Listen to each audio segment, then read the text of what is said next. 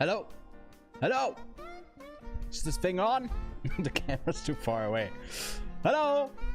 Welcome back to the first stream in a while. I actually don't know when the last time was I streamed on this channel. Yeah. Weird. How's the music?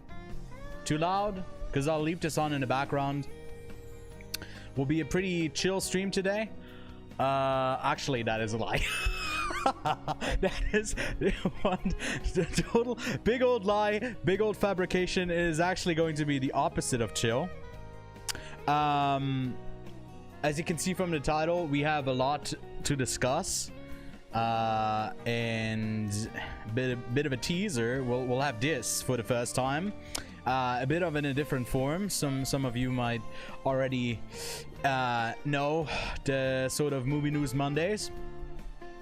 But I'm bringing it back, better than ever, and with more news than ever, I guess. But as we know, all like it is with everything, you just need more of something. You don't need it to be better. No, the actual goal with this is to bring you the latest news. And we've been on a bit of a backtrack when it comes to this channel. We haven't really done that much in the last couple of months, but hopefully we'll be falling back onto the saddle, or whatever you could place this sort of allegory here.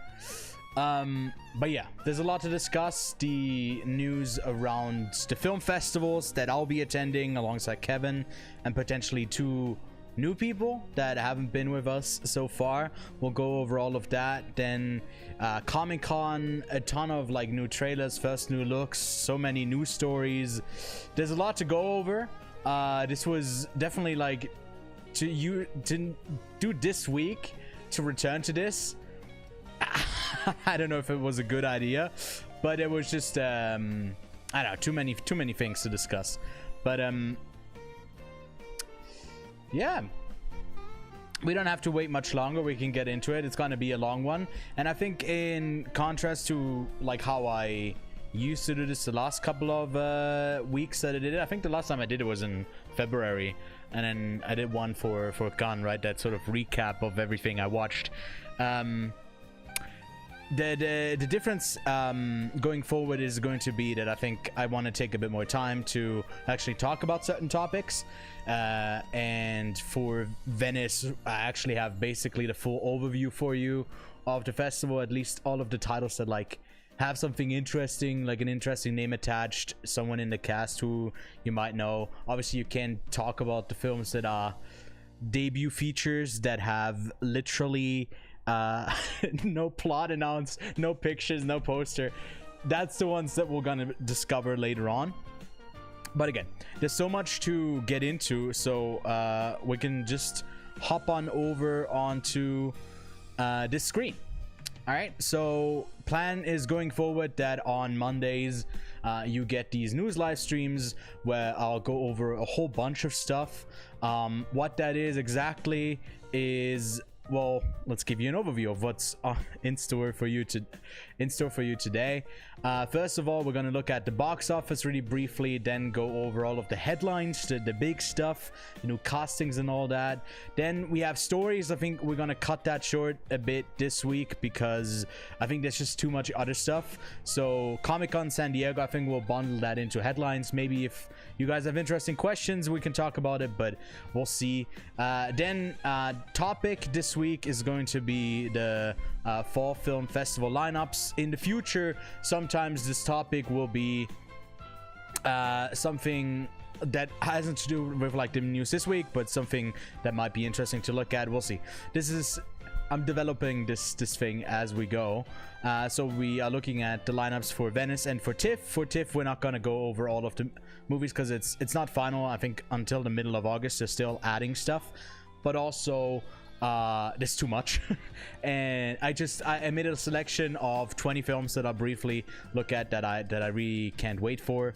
Then we are looking at the new releases. If you've already been on the channel, then you might have seen that I already made a short, but here we can discuss them a bit more in detail. and then the content schedule for our own stuff as we are like ramping it back up for more videos to come out, and then trailer watch over on Twitch. So that's the first link on YouTube. If you're watching this after the fact as well, you can simply hop on over to Twitch, and at the end of this we'll look at as many as I'm still able to, because there's like I think there's like 20 or 25 trailers. Obviously I'm not gonna watch all of that, but yeah, I'll try and see as much as I can that it's still interesting to you guys watching. All right, let's have a look at the box office. I don't know. Do you guys like? Should I turn off the music? Is it going to be quiet seriousness, or should I leave on? Should I leave it on? Kevin, I need you to give me guidance. What do you think? Should it be on? Yeah. Okay. Well, I guess I'll leave it. All right. And yeah. Let's go with this. All right. Box office this week. This is the top 8 from this weekend, just from the US. As you can see, Fantastic Four did pretty well, almost 120 million this week. Second week of Superman, you know, fell almost 60%, which is I think a bit like usual for a lot of these. I think most films held pretty well, like F4 for example. F1 held at the F4 spot, only falling like 37%. That's really good, and I think that's a lot of that can be attributed to the success that I think it has had with IMAX. Jurassic World Rebirth, and they're adding for IMAX specific, for F1 specifically, they're adding back screens in August. So yeah, that movie is doing pretty well overall, I think, like, because it's holding, right? And Smurfs didn't do that well, 51% fall, so like it didn't do that much. And then I Know What You Did Last Summer already made its money back plentyfold. How to Train Your Dragon is also doing well. Eddington is a bit of a mess, but we'll have a look at that when we look at the combined box office of week 1 for Fantastic Four, right? They already made almost $220 million. I Know What You Did Last Summer to die. That was really a hot sentence to read, because he said I Know What You Did. That movie is we'll take a look at that actually in a second. But Fantastic Four, the first steps, had a budget of 200 million. So obviously it hasn't broken even, because you usually have to double that, because about 50 or 60% in the first week goes back to the distributor. The other thing stays with the theater, and they keep the concessions. That's how the whole business works. But then also for a big movie like this, you can at least add 150 million dollars of production budget. So this movie, you know, needs to make around 500, maybe 600 to be safe, to break even. But I think they're not on a bad track to like get there. Obviously not one of the biggest openings for MCU standards, but I don't know how, like I don't mind. This is pretty good, right? And then I Know What You Did Last Summer is in its second week. Again, $18 million budget, keeping those low on the horror side. Made about the same that it did domestically as it did internationally. Hey man, they made their money back already. Okay, that's crazy. Eddington can't really say the same. They had a production budget of 25 million and only made back about 8 in 2 weeks, so that's not looking too healthy for Eddington. Superman in its third week had a budget of 225 million, already broke 500. I think about 600, and they're golden, so they're already on a good track as well. A great kickoff for this whole new DCU. And there's still, you know, James Gunn still commented on maybe why this number could have been, like, it could have been even higher, right? The anti-American sentiment for Superman lower international haul, which, I mean, it's not, obviously, you know, the State's still the biggest market, but ultimately there's only 330 or 40 million people there versus the rest of the world, and I think it kind of came out pretty like date everywhere.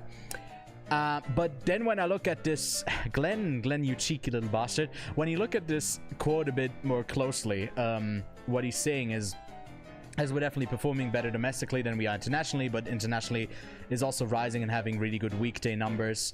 But that Superman is also not a known commodity in some places. He's he's not as big big a name as Batman is, and that there's a certain wait, where does it say? Wait, do I not have the right quote here? Whoops. No, okay. There's a certain amount of anti-American sentiment. So I feel like this is a bigger quote, Batman, right? Not being like the same type of character because he's obviously so American that, you know, to a certain amount. I don't know. I feel like he's slightly misquoted here. Anyways, box office for Big Ass Dinosaurs in week 4, approaching almost $750 million already.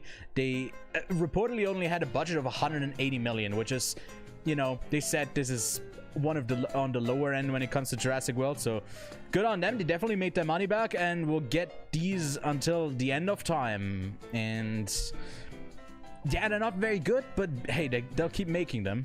And then in the 5th week for F1, again, this one had a pretty steep production budget. Sony said it's 200. I think estimates are like that it's closer to 300 plus all of the promotional stuff. So I feel like it's getting to break even, especially if it adds more IMAX screens. That must be a great experience to hear it on like great sound on a big screen. But yeah, that's all the box office stuff for the week. Let's have a look at all of the headlines. And unfortunately, I couldn't get rid of the stupid blue line here. It's going to pop up in basically all of these shots. I don't know what it is, man. Unprofessional stuff over here. But we're gonna have a look at like all the trailers that they're not gonna watch them, but the trailers that came out, the casting and new projects, festivals, miscellaneous stuff, and then all of the stuff, all of the news that we pull from are usually screenshots from Deadline and Discussing Film. So if you want to like grab the news immediately, not from me afterwards, as a collection from what Kevin, who gets a shout out here, has collected for me for the headline specifically, then yeah, go check Discussing Film out over on Twitter. And Deadline has obviously their own website. And Yista is a bit of a saying that I kind of want to popularize, and maybe Kevin and I can do that, because Yista means yeah, I saw that already. And it's a thing that we often say to each other whenever we share film news. One of us has probably already seen it by the time it lands on Discord. But let's get into the trailers of this week. First up, we got a trailer for Ice Cube and Eva Longoria's War of the Worlds reimagining. It gets a release date on July 30th, and there's a trailer available that we might watch at the end, but we'll see. Train Dreams teaser trailer is also out. That one is from the team behind Sing Sing, and I've heard only great things about this. I'm very much looking forward to Train Dreams. I also looked up the Letterboxd thing, because it is playing at TIFF, so it's gonna get a whole bunch of like I guess hype around it then again. But it's less than 1,000 people who have locked this on Letterboxd, so it was only like an in-person thing at Sundance. Very excited to hear more and actually see it myself. Then Good Fortune trailer is out with Keanu Reeves as an angel. There's also Sandra Oh. This one also premieres at Toronto at TIFF and is in theaters shortly after on October 17th. Then we have a good movie, a good movie already, just from what I've seen with this trailer and just knowing Park Chan-wook, no other choice. This looked amazing. We are gonna get it in Venice as the world premiere. I'm so looking forward to it. It looks amazing. This is my most anticipated for the rest of the year. I can't wait. Then we got Keeper. This is Neon's latest horror pick from Longlegs and the Monkey, Helmer Osgood Perkins. Yeah, this is his third movie. We're gonna look at the trailer definitely for this one later on. This is a bit more about it. It also stars Tatiana Maslany again, who was in The Monkey, right, as the mother there. Was she? Yeah, I think she was. And then Russell Sutherland from Possessor. And yeah. When Malcolm suddenly returns to the city, Liz finds herself isolated in the presence of an unspeakable evil that unveils the cabin's horrifying secrets. Sounds like Osgood Perkins. Then Avatar Fire and Ash also has its first trailer that first exclusively only played in front of the Fantastic Four. We almost got to see this at the press screening for the Fantastic Four, but then the IMAX projector didn't work and they didn't have it prepared in the other. So I saw this today, and yeah, well, we're gonna watch it again at the end of the stream. But this one is set to come out later this year on December 19th. But this is gonna do some big box office numbers. Then Spinal Tap 2: The End Continues got a new trailer, got its first trailer at Comic-Con this year. Mortal Kombat 2, that Red Band trailer. My cats are going crazy. Yeah, did crazy numbers. I think, like, I've never played Mortal Kombat, but it definitely feels like a lot of fan service in this. And then we have a bunch of new projects and castings. Oh, first of all, my beloved Adria Arjano takes over the co-lead opposite Michael B. Jordan in the Thomas Crown Affair. Yes. We are waiting for Wonder Woman when, okay? Cast this woman. Cast this woman. She is legit perfect for this role. Also in the best movie of the year, Splitsville. I'm getting red just thinking about her. She replaces Taylor Russell. What's there more to say? I just want to kind of look away and leave her on screen. Let's move on. Naomi Aki is a top choice for the female lead in DC Studios' Clayface. It also stars Tom Riz Harris, I think, as the titular Clayface. I'm keen to whatever James Gunn is cooking up with his new DC universe. Then Superman Skylar Gazindo joins Meet the Parents sequel at Universal.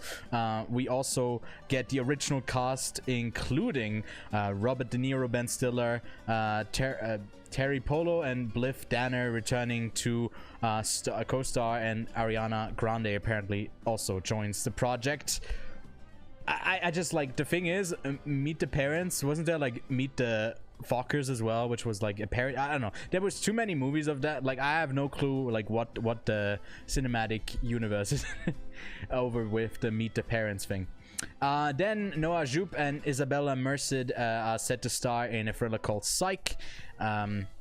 Set against the breathtaking backdrop of the Greek islands, the film follows a young backpacker drawn into the murky world of illegal archaeological digs, where he unwittingly unearths treasure beyond his wildest dreams, which is locked behind Isabella's eyes.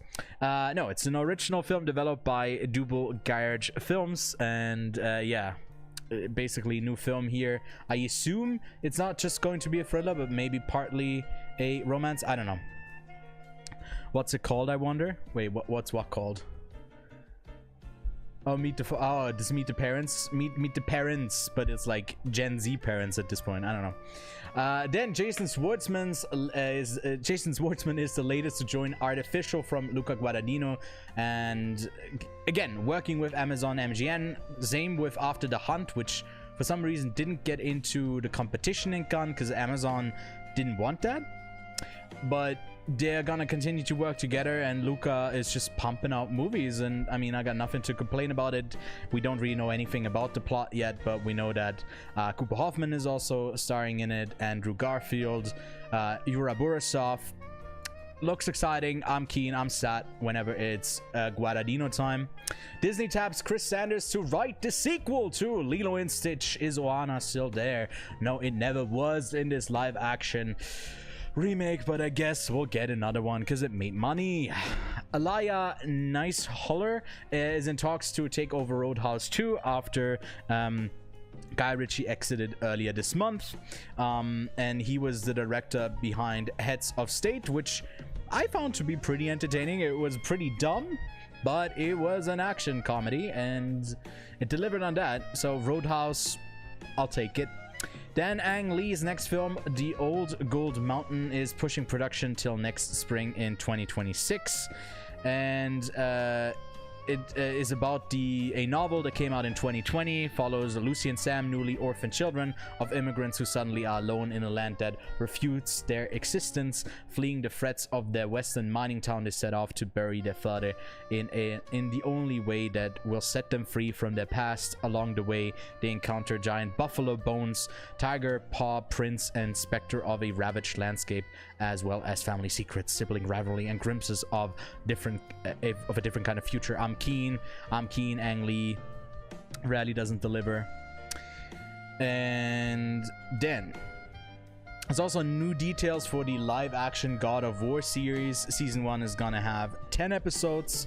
Scripts are done, and it will adapt the Norse-era games and focus on Kratos and Atreus. And yeah, the game director is involved. It's gonna begin filming in 2026 at the earliest. Then the Godzilla -1 sequel begins filming at the end of August. I'm curious to what they will call this one. I don't know, but that one's coming out hopefully, I guess, maybe because they're so fast. I wouldn't be surprised if it comes out like some point early 2027 or maybe even 2026. We'll see. Then Evil Dead Burn has begun filming. It's going to be out July 24th, 2026. A new Friday the 13th movie is in the works. We also are getting a live-action Wolfenstein series over on Prime Video with Patrick Somerville, who did Station 11, set as the showrunner. Then The Legend of Aang, The Last Airbender animated movie will have a unique animation style. There's nothing that looks like it. It's 2D animation with these really beautiful deep canvas environments. It's gonna blow you away. This one's gonna be in theaters October 9th, 2026. And then not just for this animated movie, because we don't really have any stills for this animated movie yet. We got some new looks for the show that's in the works. It will consist of 2 seasons that will be about, I guess, 13 each season roughly, with 26 half-hour episodes. It follows earthbending twins after a world-shattering disaster where one discovers that she's the new avatar after Korra. So yeah, a sequel series. I'm looking forward to it. Lachlan put me on to actually watching the original Avatar The Last Airbender and then also Korra. I just kind of binged through that in like a month. So I'm very much looking forward to new stuff. And I mean, looks like a more modern take on... I don't know if it's too similar to the original style, but I don't mind it. I think it looks pretty good. Then we get a new look at Glenn Powell in Edgar Wright's The Running Man. The film follows a man who volunteers to join a TV game show where he'll be hunted by professional killers. This one already has a trailer out and has me super intrigued. This is also up there for most movies with the most potential for the rest of the year. And it's Edgar Wright. What do you expect? Then we get new looks for Guillermo del Toro's Frankenstein from Vanity Fair. Looks stunning. Again, this will be playing at Venice first, world premiere, and then it will go over to TIFF as well, so wide audiences will have a chance to see it. I guess at the festival as well, at TIFF, because that one's basically like a public festival. Then we got new images for Coyote vs. Acme, which is now, I guess, set to premiere next year. I forget if it already has set a release date for like when in the year, but I assume probably early on, around the same time that the other Looney Tunes movie came out this year. Then we got the first look at Rhea Seehorn in Breaking Bad creator Vince Gilligan's new series Pluribus. They've also been showing like little teaser clips that are not enough to like actually take a look at yet, I think. But this one will follow a miserable person, the most miserable person on Earth, who must save the world from happiness. So I mean, it looked pretty intriguing so far. I'm looking forward to it. It's gonna arrive on Apple TV Plus on November 7th. Then Rental Family, I'm really bummed out that this one didn't go to Venice. It is only playing at TIFF and I think potentially at like Telluride. But the film follows a struggling actor who is hired as a token American guy for a Japanese rental family company in Tokyo. Looks really intriguing. I'm super keen for this. And then we got the first look at Mads Mikkelsen in Dust Bunny, a new film directed by Hannibal director Brian Fuller. Film follows film follows on a girl who ropes her neighbor into coming up with a scheme to kill the monster under her bed. And I love how colorful this looks quite intriguing as well. And then we do have a bit of festival news before we get into the actual lineup. Over at Venice, the chief of the festival, Alberto Barbera, says they got like a stellar lineup, Oscar hopeful stuff, final cut dispute, and why films are too long these days. There's a larger interview over on Deadline, but yeah, he was praised by the guy who wrote the article for Deadline. The lack of movies with, you know, traditional studio support is like an ongoing thing, but they say they have an impressive lineup of like streamer films, especially like a lot of Netflix stuff usually lends there, Amazon this year as well, and indie studios. There's a few things I think from Neon too. But then it was also asked about, that was interesting because when they announced the program, he had like at one point stopped himself. I was like, yeah, all of these movies, another one who's 2.5 hours, is the like longer running time coming a trend, a bit of an issue, and especially with like trying to schedule out the thing, like it becomes tough for us because we try to watch every single film that we can, about like 60 to 65 per festival, which is like about 6 a day, which is pretty crazy, and not a lot of people do that. But you also have to be able to schedule 6 movies a day, right, feasibly. So yeah, a lot of the time his feedback would be, right, to cut it like 10 to 20 minutes shorter. It's sometimes what ends up happening at festivals, that you feel like they're just holding on it for the sake of it, and he attributes this to TV becoming a bigger thing, a reaction to TV, where they're more accustomed to longer successful TV series. I don't think that applies to every single director, obviously, but I definitely agree with, like, it has to be more of an event, more than a series. You have to stay with the characters longer, but sometimes I feel like that ultimately ends up hurting the movie. And there's a bunch of movies this year again that competition is usually a bit longer, but like the smaller sections often have movies that are like 90 to 100 minutes long. And then also very cool, we'll definitely check this out. Venice is a set. Venice is hosting another like fucking festival, and it's an AI film festival.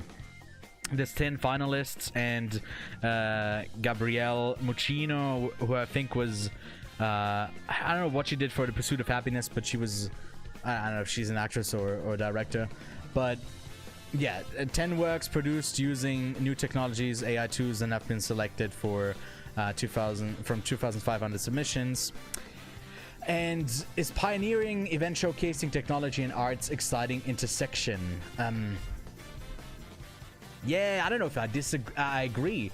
AI is not a replacement for human creativity, but a catalyst for innovation. It will enable filmmakers to explore new styles, genres, narratives that were previously unimaginable. Yeah, she's we're gonna have a look at this, but first I had a quote that I think this kind of, you know, IMAX announces this, and then one ticket for the AI film festival, and it's Ethan Hawke from First Reform.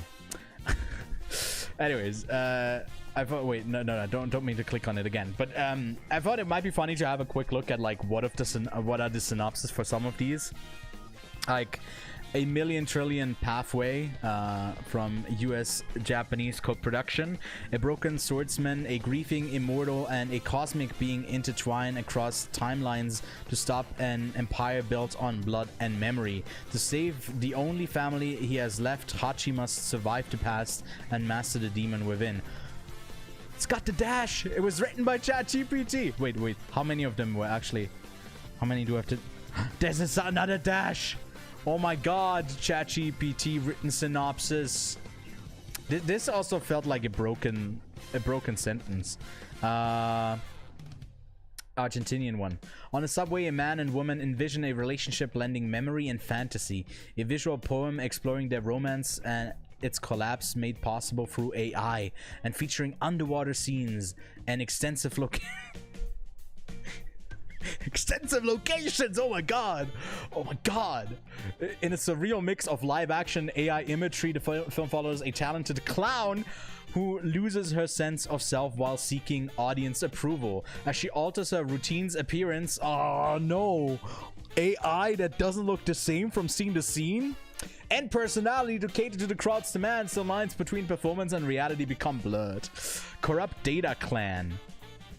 In 1993, Brooklyn gave rise to a revolutionary hip-hop collective pushing the boundaries of sound and creativity. This captivating documentary celebrates the untold journey of a truly visionary group, which was ahead of its time by 30 years.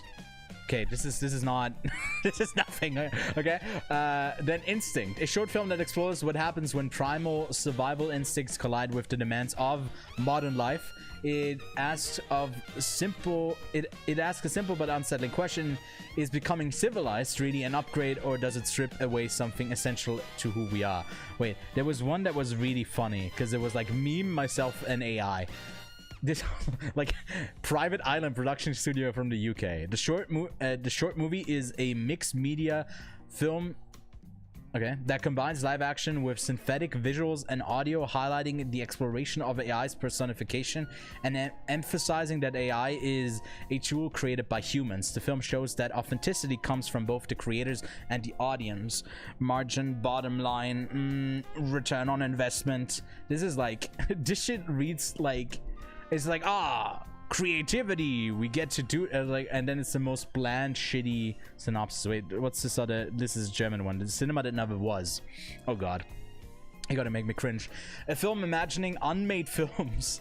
Those abandoned or never conceived, and exploring how they might have altered the course of cinematic history. AI tools enable the creation and discovery of these lost ideas, allowing creators to produce visual, music, and narrative that reflect classic cinema aesthetics. Oh, we have arrived at, like, that was literally the last episode, like one of the last episode, the hotel something from Black Mirror, of like trying to recreate an older cinema of like a different version. Oh my god, Jesus Christ. Anyways, moving on. TIFF. TIFF announces its gala and presentations. A bunch of films, I think 115 or 20 already. Among them Good Fortune, Nuremberg, Christie, Couture. We're gonna look at a bunch of them, and then the crossovers for Frankenstein and the Smashing Machine, which are both playing at Venice as well. Then we have some midnight movies as well, with Bob Odenkirk's movie Normal, that is directed by Ben Wheatley, and Brian Fuller's feature directorial debut Dust Bunny. And yeah, the 50th festival, I didn't see that they are doing something particularly special for sort of this occasion, so it has to remains to be seen if they're gonna pull out something. But this is basically just also, you know, a bunch of other stuff that premiered at other festivals, like Secret Agent. Baz Luhrmann, I think, has an Elvis doc, and Jafar Panahi, it was a simple accident, it won the Palme d'Or, and Gunn, Smashing Machine, and Gus Van Sant, I forgot what his film is, but it also is playing in Venice. But yeah, then we have a bunch of miscellaneous news. A bit on a serious note, be warned, trigger warning. One of the next item here is about SA. All right, giving you ample time if you do wanna click out. We'll be done with this in 30 seconds. But the Top Boy actor Michael Ward has been charged with rape and sexual assault and has been dropped by the UK agent. Yeah, he was part of like Small Axe, and he was in Empire of Light as well, I think as well.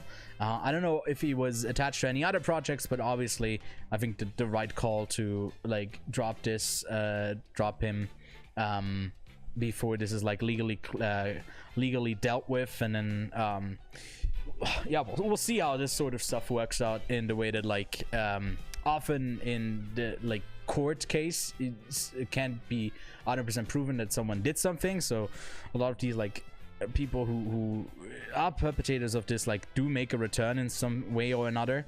But yeah, the court date is pretty soon, August 28th. Then Metrograph is pausing their theatrical releases as the Pictures head David Laub moves to Neon, which I guess is a bit of an upgrade. If you look at the lineup that they've had in the 2020 so far, they've established themselves in 2019, and basically the first movie was a good one, and that was a great one. And then since then, I think I haven't seen Santosh, I've seen April, that wasn't really for me, and then the Black Sea I've seen posters of. I haven't seen Meanwhile on Earth and Gazer. Maybe they could have, like, you know, I don't know. Neon is becoming so big that, like, with A24 having that, all of that, like, split off money of how that was conceived, I think out of Searchlight or like some other big studio, there's obviously still these like executives at the head of it that just like are rebranding for an off-spin of something, and it's not that far removed from these bigger distribution companies. And if there's something new with it, I mean, that could be pretty exciting. But I guess for the meanwhile everyone's going over to Neon, because like you can't have that many pickups from Gun year to year with like the winners and not be basically the place to go, right? People want to go there. Then IMAX hits all-time high market share for summer slate as Q2 earnings jump, and they will re-release F1 in August again. Again, that movie is holding pretty well as well. I think it only dropped from the last week less than 50%, and it's in the 5th week of release. Doing decently. It didn't open like in a crazy way, but it's holding pretty well. And I think like something that was on social media, I don't know if they like cut it even further on this thing on the left, but it is pretty impressive. Like I didn't get to see it in IMAX, right? Because the screen was also, this is like true IMAX on the right here, like that even higher aspect ratio with which only a few like IMAX theaters actually have. A lot of them are still like smaller than this, and this is also like a smaller IMAX screen. It's not that huge. Yeah, the 1:3 aspect ratio, but it's crazy how much it cuts off, right? it is pretty crazy. I thought it was pretty crazy during Oppenheimer, when a lot of the close-ups were legit like cutting off the chins and the foreheads of some of the characters. Even in IMAX, I watched it in IMAX and it still did that. So Super Baby sided though. Yeah, bro needs, I don't know what bro needs, but bro needs something. But yeah, then oh my god, this is big news of the week. Warner Bros will be named Warner Bros again. So Warner Bros Discovery is splitting in half into Warner Bros Streaming and Movie Studio Assets and Discovery Global, the cable networks. We've come full circle, and it's been a big old circle jerk of executives getting paid and movie getting slashed. Isn't this amazing? We love it. Go fuck yourself, David Zaslav. Do we think anyone has been fired over this yet? The Warner Bros thing of like the going back and forth. No, they get millions of dollars in pay packages. They're gonna frame this in a way of like, no, we actually, the way that we are like doing this is actually better for our market share if we split up these. Like, they're just gonna reframe it. They're the dumbest motherfuckers, but they're also the richest for no reason. Anyways, topic, I think again we're gonna I wanted to compare maybe last year's to this year's Comic-Con, but what I noticed is that I think this year there was nothing as big as, obviously, you know, announcing Robert Downey Jr. is returning as Doom as Doctor Doom to the MCU. There's been a bunch of stuff, like I've looked at a few websites, but also Google has become so unusable that you can't properly like easily search up articles from people who've written about Comic-Con 2024. I just didn't get it time, but we would have talked about this a bit more. But I just think Comic-Con wasn't as big this year. It felt like good celebration of everything, but nothing huge that came out of it. So this is this is sadness of me not being prepared for all of this. Anyways, also this, Jesus, we're gonna continue. This is also something that I didn't prepare. Well, I wanted to talk about this a bit more, but obviously they merged. It went through. It's probably the best case scenario that these two have merged, but not in a great way when you look at like what CBS, like, which is part of like Paramount, or under Paramount, did with Stephen Colbert and like his firing and all of that. Like, political turmoil that is happening with Trump and the settlement for 17 million because they were sued for something that they said on 60 Minutes, and oh my god, it never stops. I don't know if it is connected or if it isn't. It doesn't matter. It's just sad that Colbert is going off air next year, or maybe by what he's been putting out recently, maybe he's playing with like getting canceled earlier than that. Yeah, shout out to Jon Stewart. He's also been very in solidarity with him as well, and also doing a lot of doing how much he cussed on, like, yeah, that it was impressive. I've been enjoying late night. I haven't really watched that in years really, and it's been fun to like watch the clips. So definitely a celebration of that like form that I think we've grown accustomed to taking for granted, and a lot of it is bad, but I think there's also like some people who are truly great at it, especially at the monologues. And it's a pity that some of it is going away, but this also is like has larger implications. It definitely is better that Paramount wasn't bought by Disney, by Apple, by I don't know, any other buyer that would have taken them, because I think this is like not a converging business. So ultimately, like in the large scheme of monopolies, it is, you know, the less bad one. But Lina Khan is out of the office, and the FCC is not doing shit anymore. Couldn't even get like one-click cancel through. So I don't know, it's a depressing time. So let's move on with I don't know, Skydance Paramount. We're done with this because we're gonna get to some exciting stories. First up, we're gonna have a look at the lineup for the 82nd Venice Film Festival, and then I'm gonna give you a selection of 20 films that I really desperately do want to see at the Toronto Film Festival, but I can't go. I won't be able to go, but I'm very much looking forward to that. All right. This is also terribly stretched, but I'm liking the also no, this is not the vibe with the music. Fortress Boss. Wait, hold up. Let me get a better one. I do like Rainbow Road. Give me this. This is a vibe. I love it. Love that the blue mark on the poster is like the sky breaks through to the cloud. Yeah. Anyways, I do really like this poster. I'm looking forward to seeing it basically in front of every screening. But I think this is a neat touch, a bit of a break from like what was it before, like the boat and stuff. But this is a great design. But let's have a look at the films in competition. They are once again 21 movies.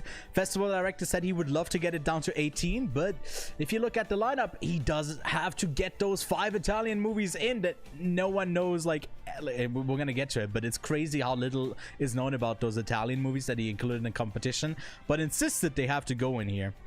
All right. Let's have a look at the opening film, which is La Grazia from Paolo Sorrentino. It's a love story set somewhere in Italy and stars Tony Servillo. It is basically like a freaking collaborator. I think he pops up in most of his films. If you look at like some of his movies, I think he's in this one. He's also in this one. Yeah, he's also in this, like his most frequent collaborators, I think we can say. And he's gonna be the lead once more in La Grazia.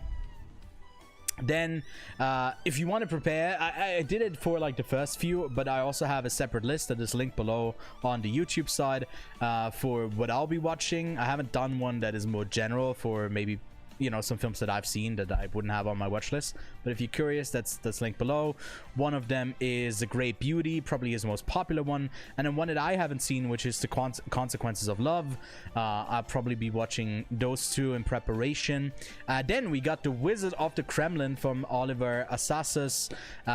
He's also someone who is known for some big movies, I'd say, like Personal Shopper. I think definitely made the rounds, and then he did the original Irma Verb, and then also the remake that played at, I believe, Venice or Cannes like 2 years ago. But he is doing a movie about Russia in the early 90s, in the aftermath of the USSR's collapse, in a new world that promises freedom and flirts with chaos. A young artist turned TV producer Vadim Baranov unexpectedly becomes the spin doctor of a promising member of the FSB ex-KGB, Vladimir Putin. And Vladimir Putin is played by Jude Law. We got Alicia Vikander in it as well. Paul Dano in the lead role. Zach Galifianakis, Jeffrey Wright, Tom Sturridge, who's recently been in like The Sandman. I'm excited for this. This looks quite intriguing. I'll personally be watching Personal Shopper, and yeah, excited for this. But coming in with the big stuff, I think this Venice is really stacked in some very exciting movies. Yeah, you say from The Apprentice to The Kremlin. Yep, interesting jump there. But Catherine Bigelow, who maybe some people aren't even that familiar with, because she hasn't made a movie I think in a while. I think her most recent one was one in 2014, but no, 2017 with Detroit, which was I think really solid. I think it was good. Hurt Locker, I watched that for the first time early this year. Obviously Point Break is iconic, and what is also exciting about her stuff is that actually some of her movies are streaming on the Criterion channel, which I don't think I have. No, I don't have it in my yeah, no, I don't have it in my presentation, but a bunch of them I watched recently as well. But this one, a House of Dynamite, is set during a missile crisis where one of them launches and a race begins to determine who is responsible and how to respond. It's stacked cast: Idris Elba, Rebecca Ferguson, Jared Harris, Anthony Ramos, Moses Ingram, Greta Lee. Greta Lee also has 2 movies at the festival. We'll get to Willem Dafoe, which I think has 3 later on. Jason Clarke, Willa Fitzgerald. I'm very excited for this. This is gonna have some pretty dynamic scenes. It's gonna be thrilling. I'm looking forward to this a lot. Yeah, you're most looking forward to Idris Elba here, but Jason Clarke will probably be a scene stealer once again. Yes, that's what he does. He steals those scenes like no other. Jay Kelly, directed by Noah Baumbach. I'm interested in this quite a bit as well. If you want to prepare for Noah Baumbach, I think you're in the right place if you watch Marriage Story, if you haven't already.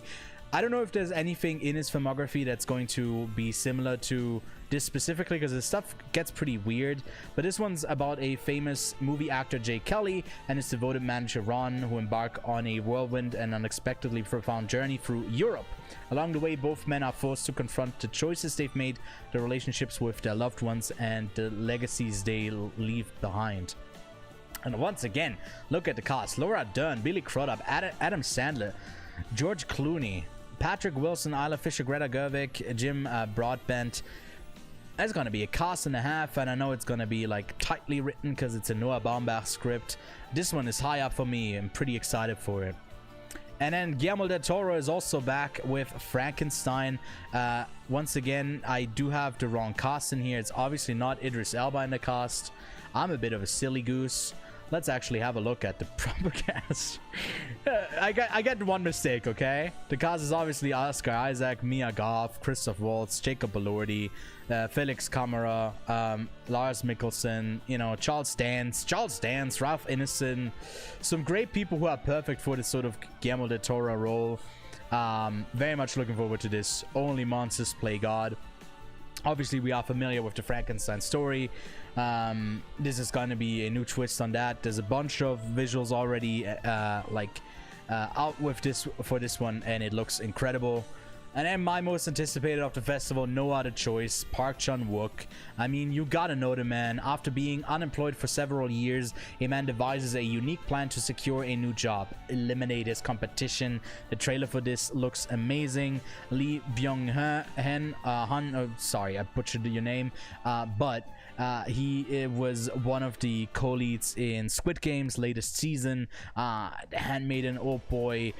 Joint Security Area is basically a perfect movie. A lot of movies that I have to catch up on myself still. Sympathizer was also a great show. He's someone who works visually in such an incredible way, and if you look at some of the stills that are already out for this, dude, it just looks great. It's gonna be edited so well, and I'm looking forward to it. Then Father, Mother, Father,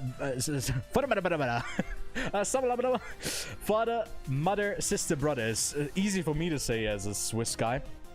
These are 3 stories concerning the relationships between adult children, their somewhat distant parents, parent or parents, and each other. Sorry, I can't read anymore, but also a stacked cast with Cate Blanchett, Adam Driver, Charlotte Rampling, Vicky Creeps as well. And I'm someone who, if I look over at Jim Jarmusch's filmography, this is embarrassing. Look away. This is embarrassing. I've only seen The Dead Don't Die, starring Selena Gomez. For all people. Wait, no, it's not Selena Gomez. I thought it was Selena Gomez. Was that one of the other ones that saw Selena Gomez? Now that is even more embarrassing. I didn't even know who was in this movie. But Patterson, I started that movie yesterday, but I didn't finish it. Dead Man, Ghost Dog. I have so much to... I don't know if I have to watch so many movies of his before I can actually like appreciate this, but very much looking forward to it as well. Bugonia, the latest from Yorgos Lanthimos. He won the Golden Lion 2 years ago in Venice for Poor Things. Definitely like one of the rowdiest screenings in memory. Kevin, I think for you, it was up there as like, I think your top 5 or top 3 cinema experiences ever. For me, it was like, I watched this back to back, like Hitman and then Hitman and then Poor Things, and it was incredible. Very much looking forward to what Bugonia has in store. Some of the screenshots already look quite intriguing. 2 conspiracy-obsessed young men kidnapped the high-powered CEO of a major company, convinced that she is an alien intent on destroying planet Earth. And the aforementioned CEO, potentially alien, is played by Emma Stone. We also got Jesse Plemons. Stavros is in this. Alicia Silverstone. This looks like a ton of fun. Not finishing Patterson. No, I didn't. No. I didn't start Patterson. I started it up and just checking if everything was right. And the biggest crime this week, and it's Monday. I'll have more crimes in store for you, Kev. But I will finish Patterson. I honestly didn't start watching it. I ended up watching The Killing of a Sacred Deer instead, because I was like, no, Patterson is not the vibe right now. I'll watch The Killing of a Sacred Deer. You watch Poor Things 3 times, all at festivals. Yeah, that was impressive. Your impressive run of going to Ghent after this as well. But I don't know if it will be the same with Bugonia. I'm still very much looking forward to it. I don't know why no other choice is in here again, but we'll take it. Second time around, I probably missed the movie now. The Smashing Machine from Benny Safdie. This is also playing in at TIFF. It stars Dwayne Johnson and Emily Blunt, and then a lot of, I think, actual MMA fighters, or at least people adjacent to it. It's about an MMA fighter, Mark Kerr, who struggles with addiction, winning and loving during his peak era in the UFC. And Benny Safdie, I think, has been more active and less as a director, but more as an actor. Just look at like all of the roles he's been in recently. He's doing a lot. He was the antagonist in last week's Happy Gilmore 2, and going in a different route, not working with Josh, his brother, who he worked with for Uncut Gems and Good Time and Daddy Longlegs, who has a different movie out with Timothée Chalamet later this year, which is notably skipping festivals. But the Smashing Machine is smashing both Venice or crashing the Venice and the TIFF lineup. Saying Patterson is not the vibe and then turn to Killing of a Sacred Deer. Are you okay? I legit didn't even watch Patterson. I just opened it really quickly. Yeah, we got some more pictures for it as well. And I think, like, I'm not entirely sure, but Mark Kerr, I think, is a real person, right? This is a somewhat biopic-ish thing. Definitely, like, the biggest transformation type of performance Dwayne Johnson has done ever. Yeah, gonna be interesting to see what he does with this. Then The Stranger from François Ozon is set in 1930s Algeria. A Frenchman, Merciless emotional detachment leads to a murder scrutinized by a skeptical trial, adapted from Camus' The Stranger. Can't wait to see Johnson's range. Yeah, no. Are you speaking about like a physical range where he keeps cows, or like acting range? Because I don't know if we'll get that. 7 out of 10 French. Oh my god, 7. I would have given that honestly a 3 out of 10. I think it was really bad. I think it was more like German or Austrian than French. Maybe he's being sarcastic. But yeah, if you don't know François Ozon, he made The Summer of '85 and a bunch of other films that I honestly am not too familiar with. I think I've seen one of his films, yeah, which was maybe even one of the smaller ones. I don't even remember which ones I've seen. One of his lesser known ones, but I'll prep for this director as well. I mean, I'm liking if it's black and white, that aesthetic. I think we need at least one black and white movie playing at the festival. Yo, what's up before? What's up, Fresh? So I mean, it delivers here, and I think we've went through all of the the bigger movies at this festival, and especially the ones that have a sort of US release date set. And this is the first of 2 French films. The second one is At Work à Pied d'Oeuvre by Valérie Doncelli. With some, I think if you've watched a lot of French films, especially at festivals, Bastien Boulan was in 2 films in Cannes this year, the opening film, and I forget the other one he was in. This one's about a successful photographer who gives up everything to devote himself to writing and discovers poverty. that is discovers poverty. As an interesting logline. André Macron is also someone who you might have seen pop up. Virgin Les Deux. I've seen these people in other movies, and Kev and I are always looking to be stunned by some French films. Honestly, 5 Italian movies in competition to 2 French ones. I'd love to switch that. Obviously, it's an Italian festival, and in Cannes they maybe do that a bit more, where there's more French movies. But and they have Cannes Premiere, like a different section that is just for that, and Venice doesn't really have that, so they put a lot of them in competition, and there's less sections for specifically dedicated stuff. But yeah, that's At Work. We don't know much about it yet. Then we got Silent Friend. Which is this one's? Look at this cast, man. Luna Wedler, shout out. She's a Swiss actress. Lea Seydoux, Tony Luring, iconic actor. This is set in the Botanical Garden in Marburg, a medieval university town in Germany, and tells 3 stories connected to a tree over a period of more than 100 years. So I think these actors are not actually going to meet in the story. Probably. I'm gonna turn down the music a tad bit. They're probably not gonna meet physically, but I'm so intrigued because even if I'm not familiar with this director and what she's done before, I've heard some people not if I go to this, some people in my mutuals really dislike this movie. So I don't know what to expect. I just really hope it's good. Look, the Italian movies were better than the French ones last year. That is true. And the year before it was vice versa. Yes, it is a bit of it's a coin toss. And I don't know. I haven't been convinced by... Well, we'll get to the Italian ones, which you'll see, Kevin. I'm not going to read the whole log lines, but the log lines for these are fucking crazy. And I know because... slightly racist, I guess. But I know because they're Italian, they're not going to change them. By the time we do our coverage, it's still going to be a long ass, almost fucking it's more than not even just a poem. It's half a novel. But we have a few other movies to get to first. We'll end with the Italian ones. First up, we have a film from Taiwan called Girl. It's about a young girl who finds solace in a friendship with Lily, who embodies the dreams Xiaole has suppressed. However, Xiaole's aspirations are challenged by her mother's past, which mirrors her own struggles and traps her in a cycle of despair. Look at this. Look at this. It is some sort of washed out, not film look, but it has some sort of aesthetic to it. It's going to be sad as fuck. Taiwan, I've watched a bunch of Andrew Yang movies recently, like A Brighter Summer Day and Yi Yi. Was absolutely blown away. I want to see more Taiwanese cinema. This is going to fill this, yeah, this is going to hit the spot. I'm looking forward to this. Yeah, ChatGPT was already used. Actually, yeah, we should use ChatGPT to shorten the synopsis.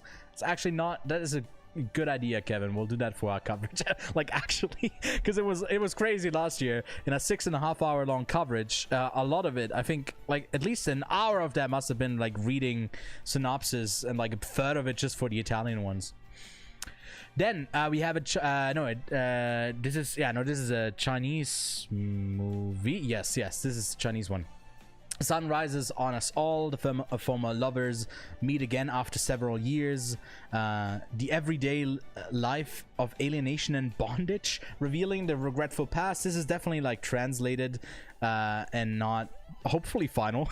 Love and sacrifice, repentance and repayment. The heavy burden was not only on her but also on him. Finally, they bid farewell once again. Heart-wrenching, yet suddenly awakened, the two lost souls finally embraced and cried.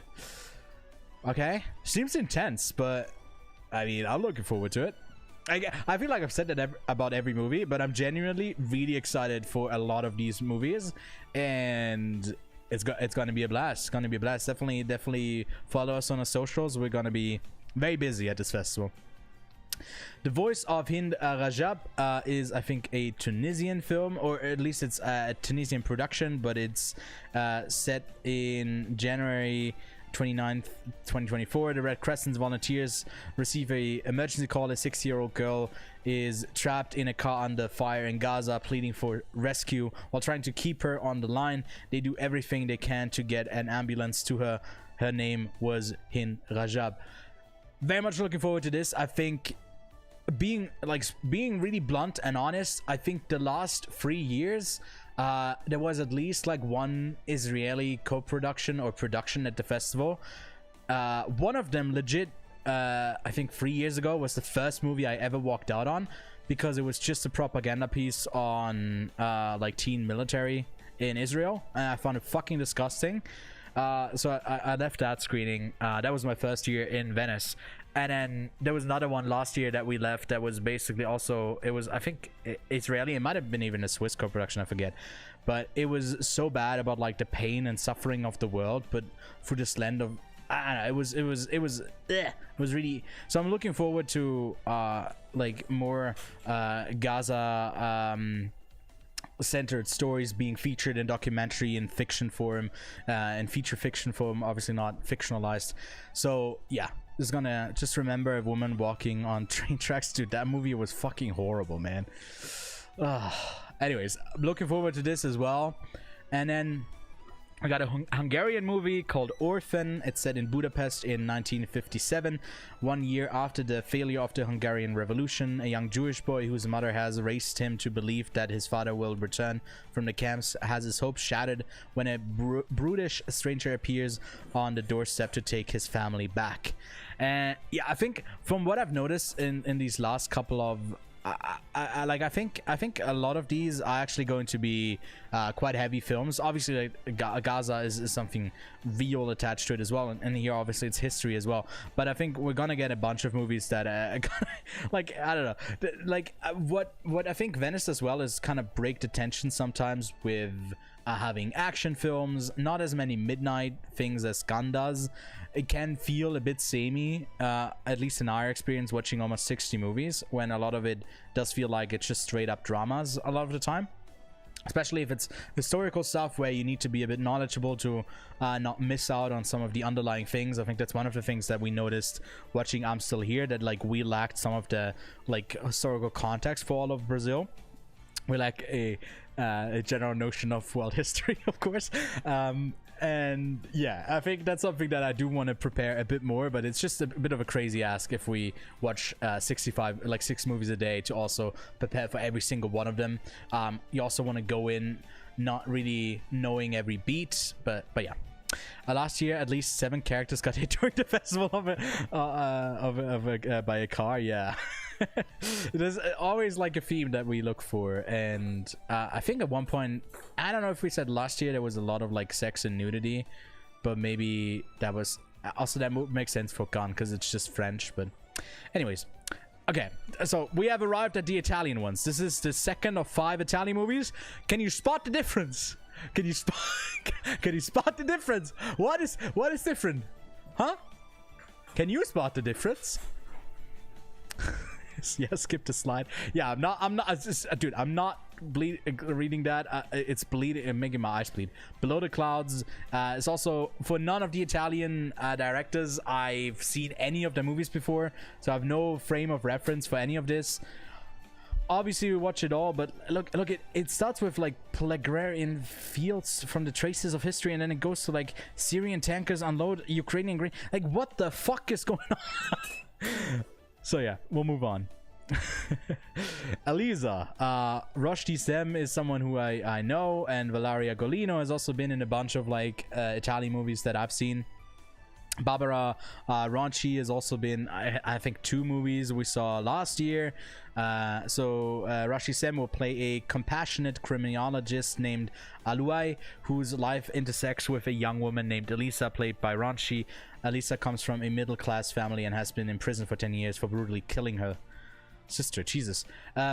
The thing is, with also another rant about like Italian synopsis. This is not a synopsis. This one's on Letterboxd. This one's on IMDb. This one's on all of the pages. This is them describing who plays what. You usually don't do that in a synopsis. You talk it just about like the characters in them. You don't reference the actual actor. So I don't know. Elisa has done some fucked up shit, and against Rushdie Sem is a criminologist looking into it.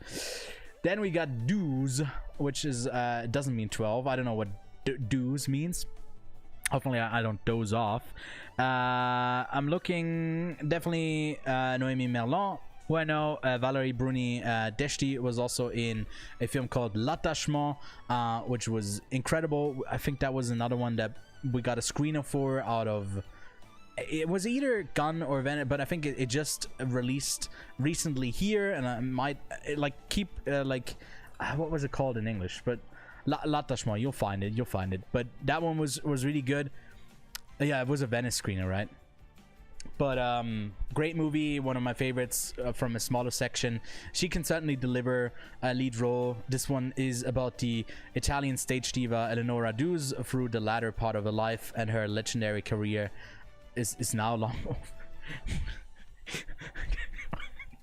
Bro, what is why do you need to like write it like that? Her legendary career is now long over. Okay, cool info, bro. Yeah, this one I'm curious, like it could be this year's Maria. You know, I don't know, like decent, like to great lead performance. Un film fatto per bene is another one I'm not reading because, as you can see, it just doesn't stop, man. Yeah, we'll skip this. But this is the stuff all of competition. Can you see the reason why we might be reluctant to be excited for like? But then last year, what was it called? The one that was about like the filmmaker, that was really good. It had like the most pretentious logline, really long as well, and it was really good. So in a way, it's almost like a bonus for these movies that I'm like, oh, I can't be asked to watch this. It's gonna be yapping like crazy, and then it ends up like me, and it ends up being like really good. I don't know. All right, there's the out of competition sections. They changed a whole bunch of stuff up here. We have 33 films and short films in here, which include 11 fiction films, 50 non-fiction films, which has been like largely expanded. Definitely more documentaries this year. And then we have a new section just for like films about film and music, and free short films, which will probably be bundled into... They usually have like... Yeah, I think last year they had like 2 short films. Maybe sometimes they have 4, but this one will definitely be like one session that they'll bundle it all together. Mostly I'm gonna like give you a selection, obviously not going over everything here. We'll start with fiction. Most of them are pretty exciting, and then like the most notable stuff, you'll get it. And Time Mistakes was last year's W Italian movie. Yeah, for sure, that one was amazing. I think I want to do a video at one point going over the movies that have that we loved but never ended up releasing, at least in the States, because there's a ton of them. Alright, first up, the big one. Luca Guadagnino's latest film, After the Hunt, is not playing in competition this year. Amazon kind of decided that. I guess they're not doing it, and this one already has a trailer for it out already. It also has a, I think, a fall release date set for it right in the middle of October, or at least November, I think. This one's about Julia Roberts in the lead role, who is a college professor who finds herself at a personal and professional crossroads when a star pupil levels an accusation against one of her colleagues, and a dark secret from her own past threatens to come to light. And you definitely know that this collaboration with Luca Guadagnino and Andrew Garfield worked well, because he's also signed on to his next film. Ayo Debary is the one accusing, and Andrew the one accused. Margot Stuhlbarg often collaborated with Guadagnino, always great. Close to 70, I can't even say a name, but looks intriguing. I don't know why they didn't put it into competition. I think a bunch of people are having high hopes for Julia Roberts for Oscar campaign. I'm keen. Then Scarlett, I think. Oh shit, something disconnected. Scarlett is something that Kevin is quite excited for, right? I gotta say, like, when I looked at the filmmaker's filmography, I was like, oh, still haven't seen Belle. I gotta watch Mirai. Like, all of these I kind of want to see. I'm very keen. And I got them all, so I will be watching a ton of it. And it looks great. Like, Kochi... Oh shit, why is it... Don't do this to me. No, spoilers. Kochi Yakusho, who was the lead in Perfect Days. There's a lot of, like, if you look down here, there's a lot of, like, actors you probably have seen in other films. I'm very much looking forward to this. I mean, the synopsis is pretty sick. After failing to avenge her father's murder, Princess Scarlet wakes up in the land of the dead, in this world filled with madness. If she does not achieve her revenge against her nemesis and reach the end, no end place, she will become void and cease to exist. Can Scarlet find a way to live at the end of her endless journey? That is sick. This man had this movie in his most anticipated list since the beginning of the year. I think I've had this on my radar for a while as well, and it's playing at both TIFF and Venice again, so hopefully even gets a theatrical release later on. Then The Last Viking. I'm not gonna say the Danish version of it, but this is directed by Anders Thomas Jensen, who also did Riders of Justice, and I think this was like the first like breakout thing. But as you can see, he has some silly posters, and this one's no different. Looks like a pretty silly movie. Obviously, Mads Mikkelsen has to return after being a bastard. He has to return. Was he? He wasn't there since Bastarden, right? But yeah, also Nikolai Lee Kaas is in this. It looks like a pretty fun cast as well.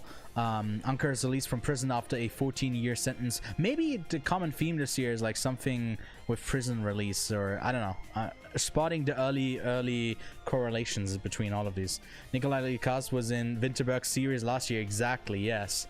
And yeah, he's released from prison after 14 years. His brother Manfred is the only one who knows where the money from the heist is. Meanwhile, Manfred has developed a mental illness, causing him to forget where the loot is stashed together. The brothers now embark on unexpected journey to both locate the money and discover who they really are. It's gonna have some pretty, like, it's gonna be funny. Like, we already know it's gonna be really funny, so I'm looking forward to that. Then In the Land of Dante, this one definitely has like one of the most stacked casts. I think in an interview the director said that Oscar Isaac is busy with another project and Jason Momoa is filming Dune 3, so both of them I think won't be here. But spoilers here, it's one of the two films that Al Pacino is starring in. This one's from Julian Schnabel, who did At Eternity's Gate. And I honestly don't know, I haven't seen this one, but I've heard a lot of things about The Diving Bell and The Butterfly. This one's also another like long synopsis, but I think it's based on a book, or at least it looks like it's based on a book. But yeah, I mean, stacked cast. Obviously can ignore Gal Gadot, unfortunately she's in here. That's a pity. But yeah, Martin Scorsese as an actor. Yeah, we'll get Gal Gadot on a red carpet, which yeah, I guess we'll get Jacob Elordi on the red carpet as well again, because we got him with Priscilla, which was crazy to see him next to what's her name, fuck, I'm forgetting the name, the lead in that movie, but it was crazy. He's so tall, it's crazy. That guy is so he's Emmy-nated, right? Emmy-nated. That's Emmy-nominated Martin Scorsese to you for the studio. And also Sabrina, I've seen we've seen in plenty of Venice films before. Jared Butler. It's just it's a crazy cast. I don't know. I don't know if this is any good, but I'm looking forward to it. I'm curious at least. And then Gus Van Sant is back. You probably heard of one of his films before. Like maybe you didn't place that Gus Van Sant did. Like Good Will Hunting. For me, is like more known for like his Psycho remake, but he also made Milk, My Private Idaho, Elephant. A lot of movies that I have to catch up on. I think I've seen My Private Idaho at some point. But yeah, apart from Good Will Hunting, I'm not really too familiar. But this one's also like a pretty stellar cast with Bill Skarsgård, Dacre Montgomery, Coleman Domingo, Al Pacino again, Carrie Elvis, Mihala. And yeah, it's another one set as a period drama in the 70s based on a true story on a real estate developer puts a dead man switch on himself and the mortgage banker who did him wrong, demanding $5 million and a personal apology. Yep. I mean, That Man's Wire. This one's also playing at TIFF. It's also always interesting to see, you know, the response out of Venice, and then a few days later at TIFF, if it's going to be like very different, because TIFF is way more audience focused. They have way more of like just actors doing their debuts, a lot of like casts that are just filled to the brim with like a pretty like well-known indie cast at least, or maybe even bigger names, and then the movies are pretty mid, and I think Venice does a better selection of actually picking the better movies, not just the stars. So yeah, hopefully this one's a good one. And then Kevin, you're pretty excited for this one. Again, Valerie Bruni Tedeschi is in this one again. She has 2 movies at the festival as well. I think Louis Garrel had like a crazy year in Cannes last year where it was like a lot of movies. Romain Duris, another one. Like this is a French film and it has just every French actor you know in it. Like Adele, I can't say his last name, and Gilles Lelouch was also in I think 2 movies, at least 1 movie last year. It was a pretty bad one though. It was one of the French films that missed. This one plays takes place in Paris in 1945. The capital's population is monitored by an artificial intelligence named Alma and divided into 3 zones. This one also has a trailer for it out already. It definitely looks very like futuristic. Everything's kind of bright and luminous. Like I don't know, like high intensity. It didn't scream this is going to be a good movie to me, but I'll be the wiser when this like hopefully is pretty captivating. But yeah, the AI's creator is murdered. The investigation is entrusted to Salia, played by Adele, a policewoman from Zone 2, and Jem, a policeman from Zone 3. Bit of a romance maybe they get going on. I don't know. It's a French movie, so if no one's hooking up, then what are we even doing here? Anyways, then the last one out of the fiction films is a tennis movie starring Pierfrancesco Favino. It wouldn't be Venice if there's no Pierfrancesco movie, you know? It has to be. He has to be there. And then, yeah, a bunch of other actors that they're not standing out to me. But this one's about a tennis, I guess, teacher set in the late 80s, and tells the story of a former tennis player with mediocre career who finds himself for the first time to coach a shy boy who carries on his shoulders all the weight of his father's expectations. Damn, how poor. Again, this is did you spot that it's an Italian synopsis? It's so written so poetically. From tournament to tournament, the student and the teacher learn that on the field as in life, you cannot hide and must play without fear to the last ball. Yep. Again, Kevin, you're the tennis player. I'll definitely be looking over at you to see if like the tennis is any good, but hopefully the drama within is even better. Then out of competition for non-fiction, gonna keep it brief here. We got Ghost Elephants from Werner Herzog, follows a herd of mysterious herd of ghost elephants in the jungles of Angola. Keeping it simple here, no bullshit from Werner Herzog. I'm there. I also have to see. I did like a uni course on him. So I've seen 10 of his films, but he's got 77. There's still a lot to discover. I've seen his most popular, at least, documentaries. but I do have to watch more. Like The Fire Within, I haven't seen, but there's some great ones. If you haven't seen them, definitely worth checking out. And then we got Kim Novak's Vertigo, which I think is notable. Wait, I don't know if this is the vibe again. No, this is fine. All right, Kim Novak's Vertigo is from the director who does a lot of like documentaries on like about films. Like he had one there last year about the Texas Chainsaw Massacre.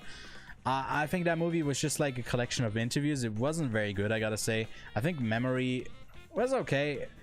This one was also like it was good because it gave like insight from 4 different people. He did Lynch and Oz, like the scene from Psycho. He did a lot of these, and he's doing one on Kim Novak's life, highlighting her role in Alfred Hitchcock's Vertigo and a journey through stardom to a reclusive life as an artist in Oregon, using rare archival footage and Novak's own reflections. There's a section at the festival. This one's in the out of competition documentaries, but last year's Chain Reactions was in the classics section technically, because in classics they do have restored versions of older films, but also films or essay movies about other films. So that section is like usually one that you can easily skip because there's nothing like usually great coming out of it, but they've, I guess, entrusted him in having crafted something that is jumped out of, or maybe they just needed a couple more in the non-fiction. I don't know. Then a film that I think the reaction from both Kevin and me was both like, do we care?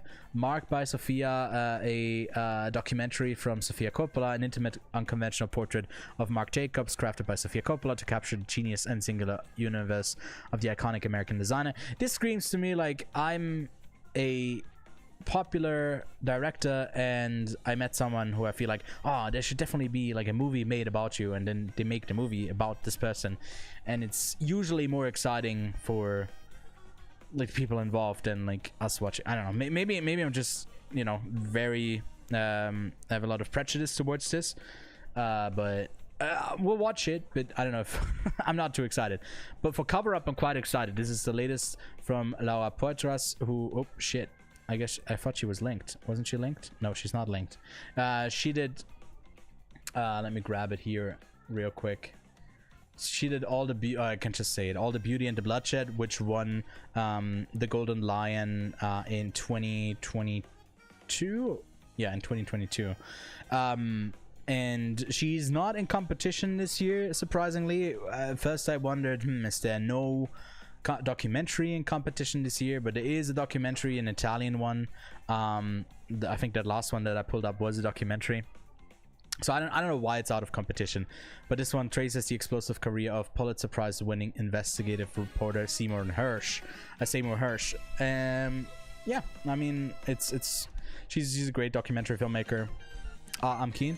And in this one I just wanted to highlight because it's 305 minutes long. This one's from the director who did some weird stuff. I actually watched one of his films at the Locarno Film Festival, Fairy Tale, in 2022. It was also okay, this is short. It felt like the longest time in a theater ever. It was like it wasn't bad, but it was so bizarre. It was, yeah, I don't know. It had Stalin, Churchill, Mussolini, Hitler, according to Russian newspaper. It was very inventive, visionary, I'd even say. And he basically kept a personal diary, and through a retelling of like iconic films, he's basically bringing that like diary to life in a way. This is one, if we get a screener before the festival, hint to any publishers, we might have time to watch this. Definitely not during the festival. This is, unless it's like, again, like the first day again of the festival and there's nothing else on the schedule and they want to force us to watch this movie, then I guess we'll watch it. But yeah, probably not. This is a tall ask. And then in contrast to that, we got a movie that's 67 minutes long, and it's called Back Home, which is the latest from Jai Sim Yang. Again, I'm horrible with these pronunciations. Yeah, Nothing Will Beat Low Party, which I believe to this day, I think no one else apart from us in Bala Biennale, I think it's what it's called, have seen that movie. No one else watched that. this is a director who's a blind spot for me. I've only heard great things about him, so I'll definitely watch some of his films in preparation. But he has got a movie called Back Home. Literally no synopsis or anything is known about the film at this point, and that's all the I'd say more interesting films in non-fiction. For films and music, I really have like not a movie that I want to talk about. For short films, there's one that I'm interested in. Is one, no details apart from Jesse Buckley being set to lead. It's called How to Shoot a Ghost. It's from Charlie Kaufman, who probably a lot of you guys know. I'm a huge fan of his. I think Synecdoche, New York is a masterpiece. This one's incredible too. I think he hasn't made like a bad movie yet at all. As a writer, I think he's really solid as well. Oh god, now you see that I haven't seen Being John Malkovich. We gotta get out of here. But yeah, this one's I think 30. I think all of them are like 30 minutes long. And Anomalia sucks. Well, you suck, Kevin. How have you thought about that? Then we got Orizzonti and Spotlight. We got 19 Orizzonti films and 8 Spotlight films. This used to be the Orizzonti extra section. They've just kind of rebranded it a bit. It's not really much different, but there's a lot of Orizzonti films, and the common through line here is not that it's like similar to maybe how Un Certain Regard at other festivals, where it's like, for example, in Zurich they have a section for people with the first, second, or third feature, and you can't be in this section if you've got your 4th movie. Like, come on. And here it's sometimes like there's a pretty big cast members attached to it. They sometimes do a bit of like more genre stuff in Orizzonti and Orizzonti Extra. For example, September 5 was in this section in Orizzonti Extra. So yeah, let's have a look at what's in here, because one of Kevin's most anticipated films is actually playing in here. All right, first up we have Mother, which is notable because it stars Noomi Rapace, and film follows 7 consecutive days at a pivotal moment in Mother Teresa's life, the period where she decides to leave the Loreto and Delhi convent in Calcutta and launch her own order. I'm definitely one who doesn't know shit about Mother Teresa. I have seen one of the other films, which I didn't really enjoy, but oh shit. I didn't see what was on. You didn't see what was on one of those posters. Also, normalize that. It's no big deal. Grow up. But yeah, this could be interesting. Noomi Rapace is always great in like basically everything she does. Hopefully the movie is good as well. The kidnapping of Arabella. I think I noticed the one movie that wasn't in. Yeah, wait, did I talk about the Mona Estella movie? I think for some reason it got deleted. Hold up one sec. I think I didn't talk about. Yeah, that's crazy. Hold up, I didn't talk about this film, right? The Testament of Anne Lee. I don't know why it was skipped in my presentation. I don't know. It's been doing weird stuff with me. That program. Crazy. Anyway, it's the Testament of Anne Lee. This is still in competition. Sorry, I'm jumping around, but this is from the director who did The World to Come and the series A Crowded Room. She also was a writer on The Brutalist. And this has the potential to be one of the most exciting films at the festival. Thomasin McKenzie, Louis Pillman, Stacey Martin, Timberlake Nelson, Christopher Abbott, and in the lead as Anne Lee is Amanda Seyfried. This could be very interesting. I don't know why it skipped that, but hey, we got there. We got there in the long run. All right, the kidnapping of Arabella. A young woman is convinced she is the wrong version of herself until a chance encounter with a 7-year-old changes her mind. This also stars Benedetta Baccia, okay, and Chris Pine. And this director was in Venice before with Amanda, which I thought was pretty solid, and it's the same actress again in the lead here. I'll be checking it out. Then this one's what I was talking about, right? There's Orizzonti, and there's a pretty big movie in here, or at least big actors attached to it, with George McKay and Callum Turner. Also Callum Turner, known as Dua Lipa's boyfriend.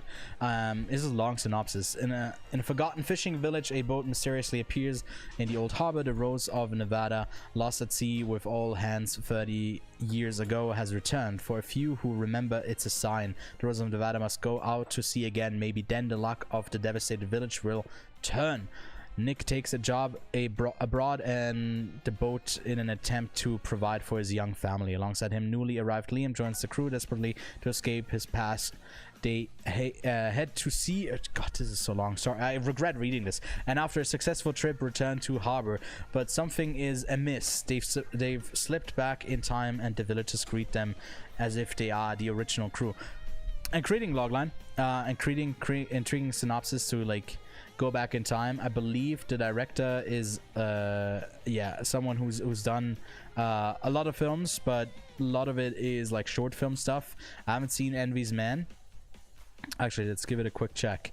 Yeah, it's a bit of a middle of the road movie overall, but it definitely aesthetically has like the film look and all that. I assume this is going to be the same with these two.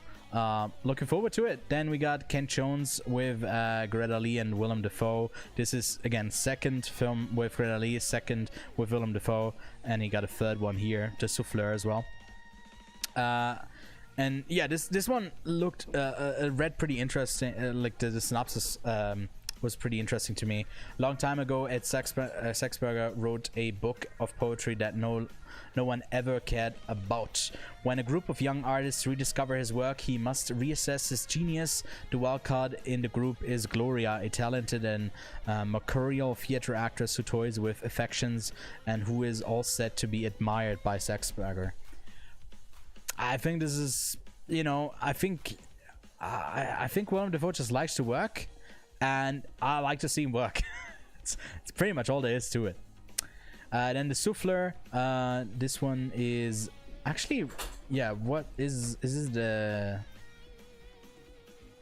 what's the director's, Argentine, okay, Argentinian. And the movie itself takes place in Vienna. I love Vienna. But then it's in Spanish, but takes place yeah, it's a co-production, Argentina and Austria, but is in Spanish. It's also crazy, like he loves to do international stuff and then he just whoops out like a different language and he just nails it. It's crazy impressive. Willem Dafoe, League of His Own. Yeah, at a veteran hotel, manager in Vienna fights to save his beloved establishment from a scheming realtor plan to demolish it, leading to a clash of wills that even affects the hotel's renewed souffle recipe. Human Resources, a drama that explores contemporary human life amid a global decline in birth rates. This one is I don't want to say anything wrong. Yeah, it's a Thai movie. That's what I thought. And then we have Ali Asghari, who has a film that we don't know anything about yet, but he's made some films that you might have heard of, like Terrestrial Versus, Until Tomorrow, a bunch of films coming out of Iran that yeah, you might have seen in the last couple of years. And that's it for the Orizzonti section. In Spotlight, formerly Orizzonti Extra, we have the movie that Kevin is really keen for, Motor City. A recently released felon seeks revenge against those who framed him and put him in jail. Basically feels like it is giving us Alan Richardson as like a badass fucking shit up, and he gets to do it. Shailene Woodley, you know, is going to be adding a lot of like emotional depth to it all. Ben Foster is probably going to be maybe an antagonist, I guess, and then Pablo Schreiber as well. Like, I could see that. And I think Kevin also liked Old Henry quite a bit. I think Greedy People was okay, it wasn't bad, but I definitely have to watch Old Henry. Gonna get ransacked for that by Kevin, that I haven't seen that yet, but it's on my list. If you check onto my pre-Venice list, it's literally the first movie on the list, so you can't give me shit for that. Anyways, then we have Kale Malaga, who is Mariam Tutsani, who did The Blue Kaftan. This one's also playing at TIFF and in Venice. It's about a 70-year-old woman who belongs to the Spanish community of Tangier and enjoys the quietness of her life in the colorful Moroccan coastal town. When a daughter decides to sell her home, she is forced out against her will. I think Marta Etura also has at least 2 movies at the festival. I forget which other movie she has, but yeah, it's also Carmen Maura. I actually am quite curious. I've seen her in another movie before. What was that? No, she looks so familiar. I've definitely seen her in a TV show recently as well, so I can't quite place it. Oh god, it's so bright. I'm so sorry. I don't know, she seems really familiar. Anyways, then we got the classic section, which again are like restorations, which I didn't care to like list up here, and there's a bunch of like documentaries. For example, there's a documentary called Megadoc on Megalopolis. Apparently Francis Ford Coppola is also not done with that movie. He said like he's got another crazier cut out there because he can do just whatever the fuck he wants. And then Ozu Diaries, I'm someone who's a bit behind on Ozu, but I think that's kind of collectively everyone unless you're like 70, I guess. But he's got some like just him breaking the line and like making that work. It's just impressive for like I geek out on it. But if we look at Quiet on Set's most anticipated, right? We'll start off with mine. We all picked like five movies, round down, and a couple of honorable mentions of what we are most looking forward to. For me, at the top of that list is no other choice. There's no other choice. I'm even reading the book, The Axe. I forget who it's by, but I got that. It was really hard to get it. I'll definitely try to read that before I get to see the movie. I'm so intrigued. After The Hunt, Guadagnino is at worst he's okay, but he's never like truly bad, I think. So I'm quite keen. The cast is stellar as well. Jay Kelly, Noah Baumbach. I think with Marriage Story, he's just kind of had me interested, even with like something like White Noise, which didn't live up to that. And also I think didn't open Venice a couple of years back, but interesting. Like Guadagnino was supposed to open with challenges, didn't. We have another one who opened the festival. Anyways, House of Dynamite, Catherine Bigelow.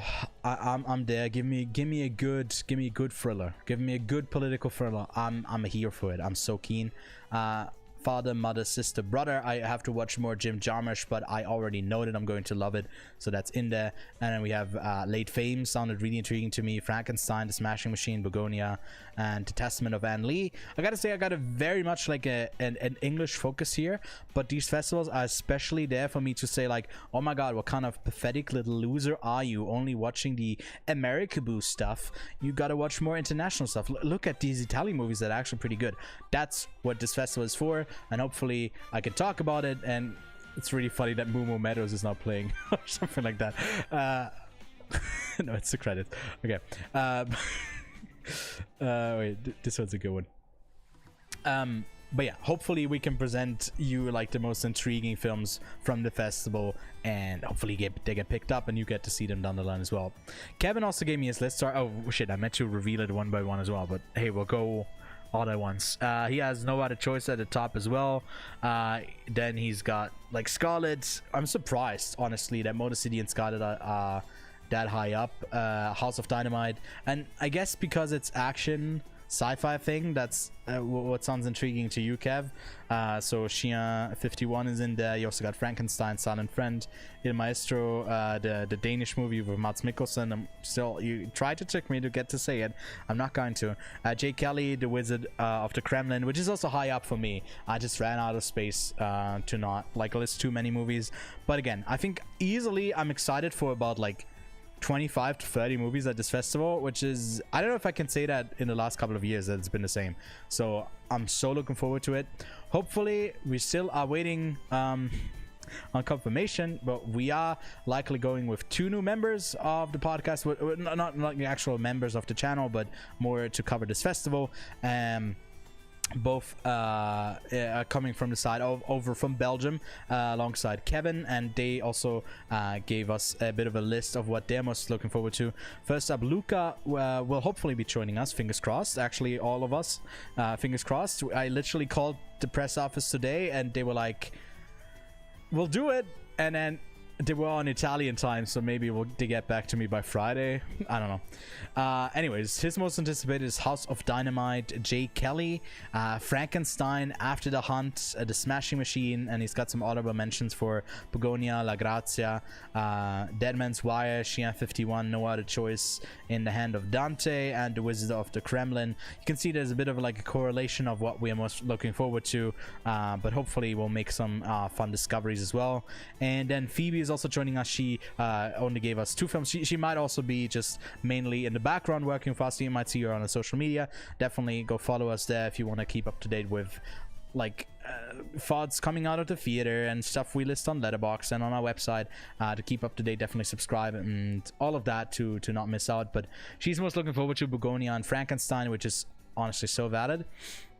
And then I do have my personal Venice watchlist, which is linked below, and there's a whole bunch of movies on here. I honestly started with like the competition films are coming at the end. That's why like something like films that I haven't seen by Noah Baumbach at the bottom here, or Sorrentini. Gus van Sant is here. I started with the ones in Orizzonti in the smaller sections. This is obviously way too much. If you're interested, I linked it below as well. But there's like, obviously I'm not going to watch 90 movies until Venice starts. That is crazy. Can't wait to watch 5 of these. Hey, I already watched 2. This is a short film though, and then I watched 2 short films actually. I did the 2 short films. This is also not obligatory. It's just the way that I've noticed that in the pre-festival phase is like, okay, how can I stress myself out the most? No, I didn't cheat. There were still like, this was, I think this is from a Swiss director who I have limited access to actually see this film. You can't really watch this. See, there's less than 1,000 people or 500 people have seen it, and I think it's like her debut feature. Yeah, this wasn't a feature, I think. Yep. So it's like hard to see anyone's like visual style or narrative style at all from any other place. So yeah, also I didn't talk about the series. There's obviously a few series, like one of them is about a prophet, which is turned, same writers are turning it into a series. We're gonna look if like we'll watch these series. There's one that only has 2 episodes and the other ones are premiering all of them. Depends if they're intriguing enough. We'll make sure to watch it. Also really depends on the schedule, which we won't have for a while. But yeah, if you want to join along, definitely check this one out. And then for like, I don't know, check out the filmmakers who have films premiering at the festival. It's always a great way to join along, even if you are not attending the festival yourself. Then let's have a look at 20 TIFF films I need to see. That meant to reveal the other way around, but it's been scuffed the whole way through, so you'll just go along with it. Just 20 films out of the selection of I believe 117 films that were already announced for the festival, and I think until August 12th there's still like more coming. So there's a couple of films that I've already seen 12 films that I've already seen. They are kind of ranked from best to worst, at least ratings wise. I maybe would have changed that around a bit, like It Was a Simple Accident and Sirat would maybe go up here a bit. Peak Everything is the closing film at TIFF, and I think it's repeating the sort of like the stereotype that the closing film is actually pretty bad. I think this one was pretty much like a bit of a nothing burger. The Secret Agent also being on the bottom line is gonna make some Brazilian short circuit. It's good, it's very slow. I think a lot of these are just really good. TIFF did a great selection with all of these. Obviously sentimental value. It's one of the best films of the year. If it wasn't for Splitsville, it would literally be the best film coming out of Ghana and probably the best film of the year to me. A Poet is also really good. Like no one's gonna watch this film, but A Poet actually like really good. Nouvelle Vague was a ton of fun. Eleanor the Great was fine. Sound of Falling pretty intense. Some interesting films here that I've already seen and can recommend. And then for the films that I'm most looking forward to, these are the 20. I'm just going to list them to not waste too much time. We got Train Dreams over here. Again, this is one that has less than 1,000 logs. Very much looking forward to this. Amazing cast. I've only heard great things about it. It's set to premiere, I think, on the 21st of November on Netflix. Then we got Nirvana, the band, the show, the movie. Again, only heard great things about it. It's crazy that not a lot of people have seen this so far, but look at the Intercut podcast, all giving it 5 stars. That is crazy. You gotta see it. It's Intercut approved. It's also such a long title that breaks it into 2 lines. If I'd Lads I Kick You, these are the films that premiered already at other festivals that I just kind of missed. Rose Byrne in the talks to maybe have an Oscar-worthy performance in this, I believe, right? That's kind of what the discussion was about. This one was also available on the digital platform, so that's why a few more people have already seen it. I'm looking forward to this one. We got Easy Vaults and A Disconnection from My Hard Drive. Vince Vaughn, Simon Rex, Al Pacino, Kate Mara, out on the Vegas Strip with old school Vegas personalities. I put this in here because I was like, oh, this could be very hit or miss. Also got Palestine 36, takes place in 1936 as the Britain and did a revolt against Britain's occupation and dominion, and basically as Jerusalem gets established as the safe haven for Jewish immigrants. Really, obviously, always timely at the moment to be discussing these films as widely, these stories as widely as we can. So I'm quite keen to see this one myself. Then Couture, which I just thought it was interesting because it's, you know, Angelina Jolie, a high fashion in Paris. Then The Ugly, just I forget why this one was so. Yeah, this is from the director who did Train to Busan, a mystery thriller. That's why that was on my list. And Roofman, pretty goofy, already has a trailer out as well, with Channing Tatum kind of staying in a Toys R Us. Hedda from Nia DaCosta, yeah. Tessa Thompson's, again, I think The Furious is in there. A TIFF? Wait, I actually don't know. The Furious, this one?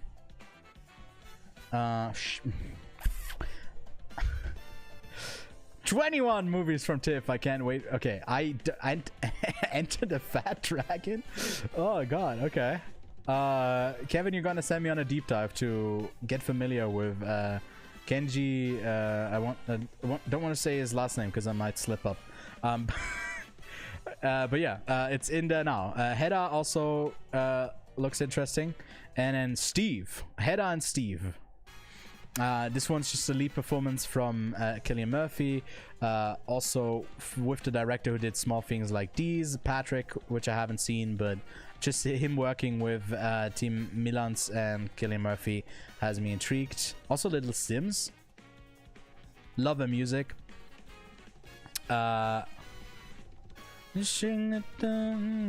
Be free. Then we got Rental Family. I'm so bummed that this one is not going to Venice. Brendan Fraser as this actor who gets hired by Japanese families to play along in whatever scenarios they need him for. Super curious to hear more about this one. Hamnet by Chloe Zhao, Paul Mescal, Jesse Buckley. So bummed. This seemed like it would have been perfect to also go to Venice. It didn't. Then we got Adulthood. Yeah, just thought, like, I don't know, this might be a fun one, like a mystery crime drama comedy. Just seems like a mess. So I was like, gotta have that on my list before I have the Furious on. Then the Christopher's, the third film of the year by Steven Soderbergh, Ian McKellen in this. James Corden is a bit concerning, but I will take it because Soderbergh hasn't disappointed this year at all. So I'm quite keen to see, like, maybe this is his most commercial. I don't know. It's Soderbergh. I don't know what the fuck he does next. Then Turner. This one also I think played at no, it didn't play at another festival. I'm messing it up with another one. For some reason, it has a bug where it shows the. I don't know who's trolling, but this is just the poster from like Exit 8. So I don't know. Decent movie, by the way. But Dustin Hoffman, Leo Woodall, talented piano turner's life is turned upside down when he discovers that his meticulous skills for turning pianos can equally be applied for cracking safes. Cool synopsis.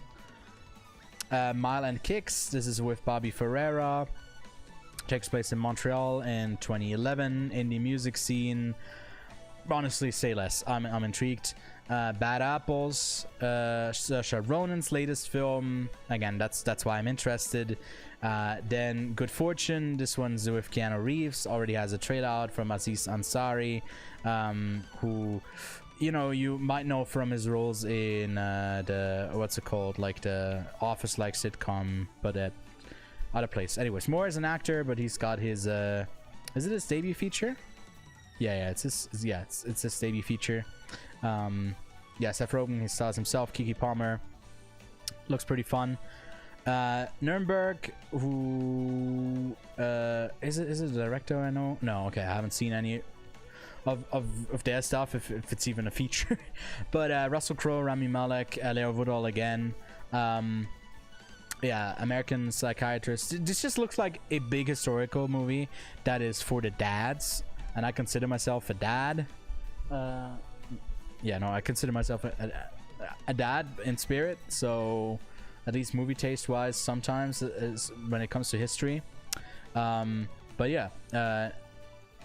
He's tasked with determining whether Nazi prisoners are fit to stand trial for their war crimes, finds himself in a complex battle of wits with Hitler's right-hand man, Hermann Goering. It sounds intriguing. The Nuremberg trial, obviously iconic. Maybe something, you know, when people told us that we don't have a general notion of history, maybe the Americans, like the American whole peninsula, you know, south, middle, and north, maybe know less about Nuremberg. There's a lot to study up there. Just a thought. But yeah, super intrigued. And then last but definitely not least is Edward Berger's latest film starring Colin Farrell. After Conclave and All Quiet on the Western Front, he's back with a movie about a high-stakes gambler who decides to lay low in Macau after his past and debts catch up with him. Along the way, he encounters a kindred spirit who might just hold the key to his salvation. It's got to be Tilda Swinton, right? I mean, Edward Berger, I think for a lot of people, Conclave, they liked it a lot, but then it grew on them even more. I haven't revisited that movie yet, but pretty solid so far. He hasn't missed at all. But yeah, that's all the stuff that I am looking forward to most at TIFF, even though I'm sadly not attending myself. But I'll be looking at coverage from Intercut, other outlets, the Oscar expert who are going there, and a lot of other people who we know, who hopefully you'll get your coverage from regardless. Hopefully at one point we'll make the trip, but it's just with the crossover with Venice and accommodation already being a hassle in itself enough. Appreciate if people subscribe and comment, leave a like, and all that helps us grow a bit, and hopefully down the line pay a bit of that to actually go to these festivals. It's always a large investment on our side, but I wouldn't trade it for the world. I absolutely love it, so glad to be doing it for the show. Then there's a couple of new releases that come out this week. There's already a shootout that you can check out, but let's take a look at all the movies and TV shows releasing this week from July 28th through August 1st. I don't have ratings on screen, but I can tell you quickly when I've seen something already if it's worth checking out. First up, I guess yesterday, by the time for me, or I guess today on Monday, Trainwreck Storm Area 51 came out on Netflix. This one's, I think, the 9th one in this Trainwreck series, after Poop Cruise and the Astroworld tragedy. here's your Netflix and weekly Netflix doc slop, I guess. Then we have today, actually, in a few hours, you can go see 28 Years Later on premium VOD. It's already out. Danny Boyle and Alex Garland are working together once more. I think it's regarded as one of the best horror films of the year, apart from Sinners. If Sinners was not, this would easily be like undisputed the best horror film of the year. Didn't click with me that much, but I definitely have to rewatch it now that it's out tomorrow. We might do a spoiler review for this one this week. Then The Life of Chuck, this one releases on VOD, won the TIFF award, got picked up by Neon, and then didn't really do the numbers in theaters for some reason. It's kind of died down as like an Oscar contender at this point, but we'll see. Apparently Hot Milk is supposed to release today. I don't know if that's actually the case. I don't know. It's picked up by Mubi. Got some middling reviews coming out of the Berlinale. We'll see. I'll try and check it out. Then on July 30th, we got Conversations with a Killer, the son of Sam tapes. This one's the third in the series. There's also one by Ted Bundy and John Wayne Gacy. I think they were both like 4 episodes, and these all drop at the same time. If that's your thing, here you got more of that, I guess. Then Twisted Metal premieres with 2 episodes of season 2. I think the first season was kind of okay. It's with Anthony Mackie, Stephanie Beatrice, and Will Arnett voices this crazy clown called Sweet Tooth. It's very chaotic action. Again, I thought the first season was just kind of okay. Hopefully it can just be more chaotic fun in the second season. Then on August 1st, it's also the Swiss national holiday. I expect you guys to all congratulate us by the time the 1st of August rolls around, but it's also the day of the release for the second Bad Guys movie, which sees them, after turning good, turn bad again once they're forced by the bad girls. I know, really innovative, all of this stuff. It's the writing, I couldn't come up with this, but yeah, sees them back on a global heist. Then the other big release in cinemas this week is Liam Neeson in The Naked Gun. No AI was used in the making of this poster. Just brilliant stuff. I think the promotion was just so crazy. Akifa Schaffer with Popstar Never Poppin' has been really fun. Hot Rod he also made. I've also heard good things about this. I haven't seen it myself yet, but I will be going out, and hopefully we'll have a review for this film later in the week. Sophia Carson is always at the top of the Netflix charts in whatever she's in. If it's the Life List, Purple Hearts from last year, Life List from this year, Carry On. She was just a side character, but it also got boosted up into the charts. Maybe it's that Descendants like legacy thing of her being. I don't know what it is, but it's also not the most innovative plot here. It's American girl goes to the UK and falls in love in My Oxford Year. Definitely going to be popular. We'll see if I'll see it. Then Chief of War premieres its first 2 episodes this week on Apple TV+. It stars Jason Momoa, who leads the story of the unification of Hawaiian Islands against the efforts of colonization. Then we got all 4 episodes of the animated TV show Eyes of Wakanda. I've seen this one already, but I think it's still under embargo at the moment. But it basically sees them through time go retrieve a bunch of vibranium for different artifacts, and one of them like takes place during the Battle of Troy, and one of them is like, a bunch of them are like sieges and stuff like that. It's pretty fun how it's like rooted into history, but yeah. Then we have a bunch of films out in limited release that, depending on how big your market is, the higher the likelihood that these movies are actually playing for you. Together will be out in, I think, pretty wide limited release. This is a body horror movie about sticking together through thick and thin, starring Dave Franco and Alison Brie. I gotta say, like, this movie, I have already gotten to see it. It's pretty disgusting and really horrifying in parts. I'd say it's a perfect date movie, like I said in my short as well. Definitely don't warn your partner as well. You're in for a good bit of fun. Then movie that we saw last year in Venice is called Harvest. This takes place over the span of, I believe, a week in the Middle Ages, as like modernity is coming in through like a town guy trying to draw up a map of the place. It's visually really stunning. I think for the visuals alone, this one is worth checking out. It might not be for everyone because it's really slow, and people hated this one when we watched it in Venice. Kevin and I really liked it, so hey, maybe you will too. Yeah, the only two people that like that. I feel like there's a lot of like good things about it, so hopefully some more people will check it out. Then Architecton, this is a A24 documentary, less about architecture and I think more about like getting stones and how like looking at ruins of buildings over time and maybe posing the questions of how we'll build in the future with like concrete and stone and what's next sort of thing. Maybe more contemplative than actually looking at the art of architecture, so know that going in. We got She Rides Shotgun, also on a limited release. This is with Taron Egerton, who is a recently released prisoner who is hunted down by his enemies and must protect his 11-year-old daughter at all costs. Then we got Suleiman's Story. I got to interview the director here on a channel. It's not linked here, but you'll find it if you type in Suleiman's Story.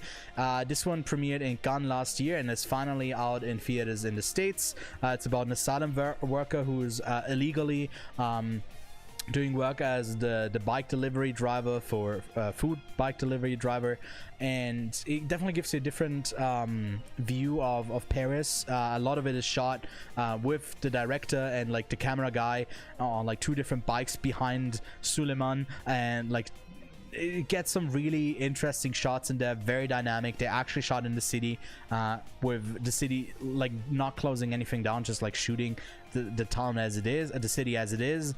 This is a really great movie that people are definitely sleeping on. If you can, go check it out. Then The Chimney, The Sparrow in the Chimney, or Der Spatz im Kamin, is a movie that Kevin hated, but if I looked at my mutuals over on Letterboxd, a lot of them actually liked this movie quite a bit. They loved it, so I feel like I'll be more on the side of Kevin not liking this. Maybe it is a bit of a language barrier, but Kevin in chat, you're vehemently saying fuck this movie, which I guess I still haven't watched it because of that. It's basically, I think, all taking place in like mainly in one house as a bunch of family members interact with each other, and there's like one who's like really stern. I don't even want to talk about it anymore. Let's talk about something more interesting, like Borderline, which is only interesting because Samara Weaving is in it, and she is playing a pop star who has a very obsessive stalker who really thinks that they're in love, they're bound to be together, and it's played by Ray Nicholson, who's Jack Nicholson's son. He channels a lot of his like father in this. I think this movie is very messy, not in a good way as well, but it's the type of thing where it's at least 2 stars because you can stare at Samara Weaving, that type of deal.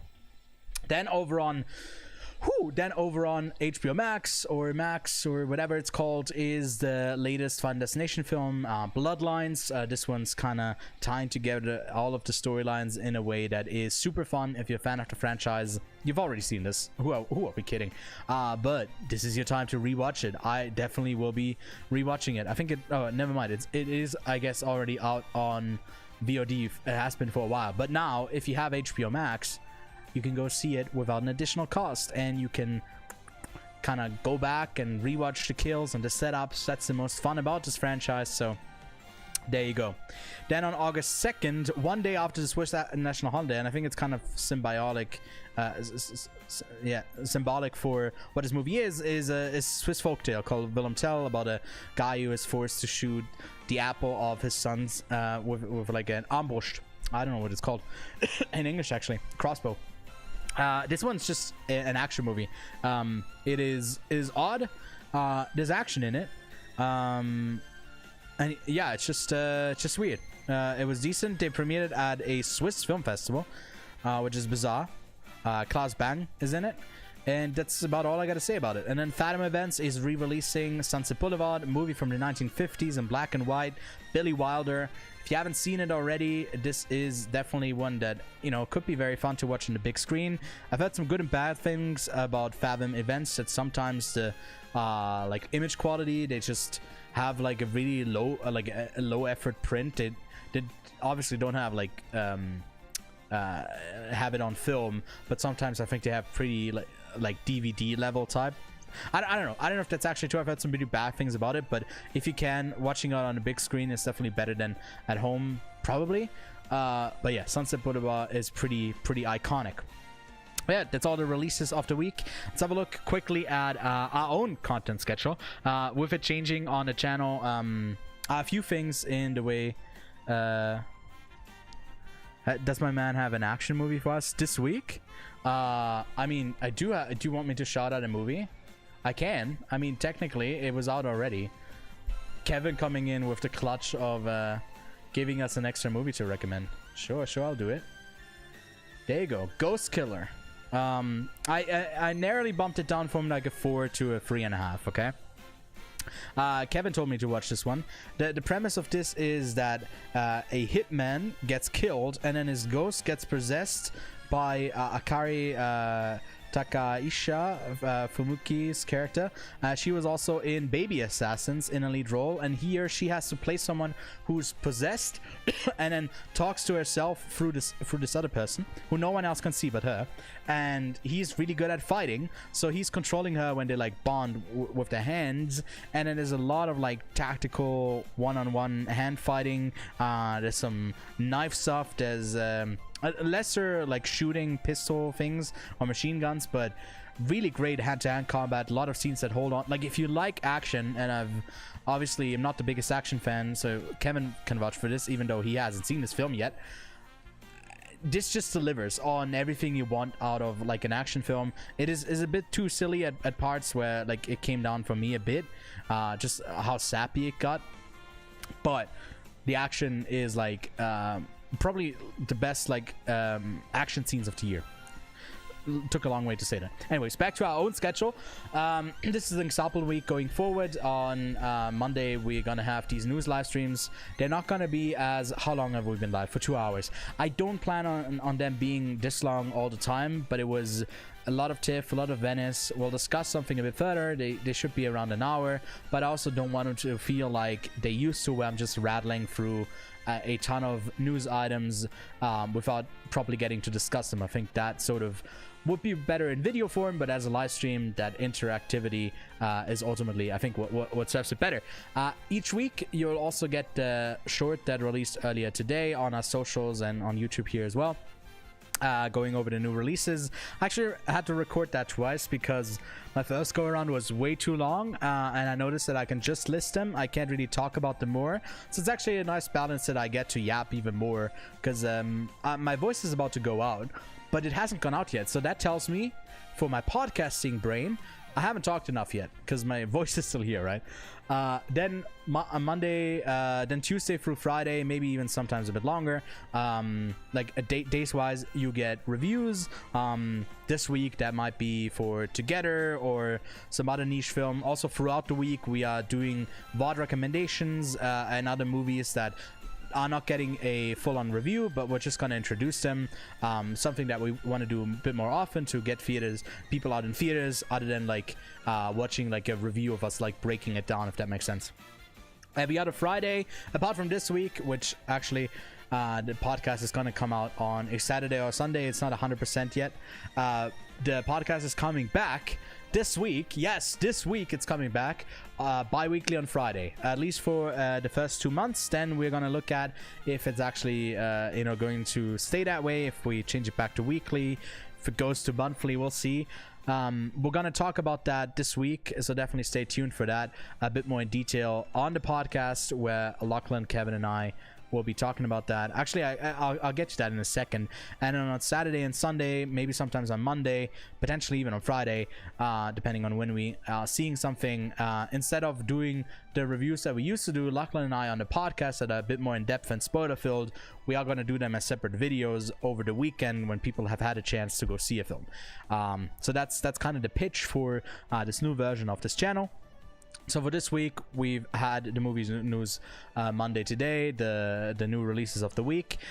Tomorrow, a clip. We'll see. I don't know if what I yapped about today is clip worthy, but maybe for some of the clips here, that's the goal, to still be able to break them down into separate videos. We'll see if that comes to fruition, but that's the idea, at least from now on.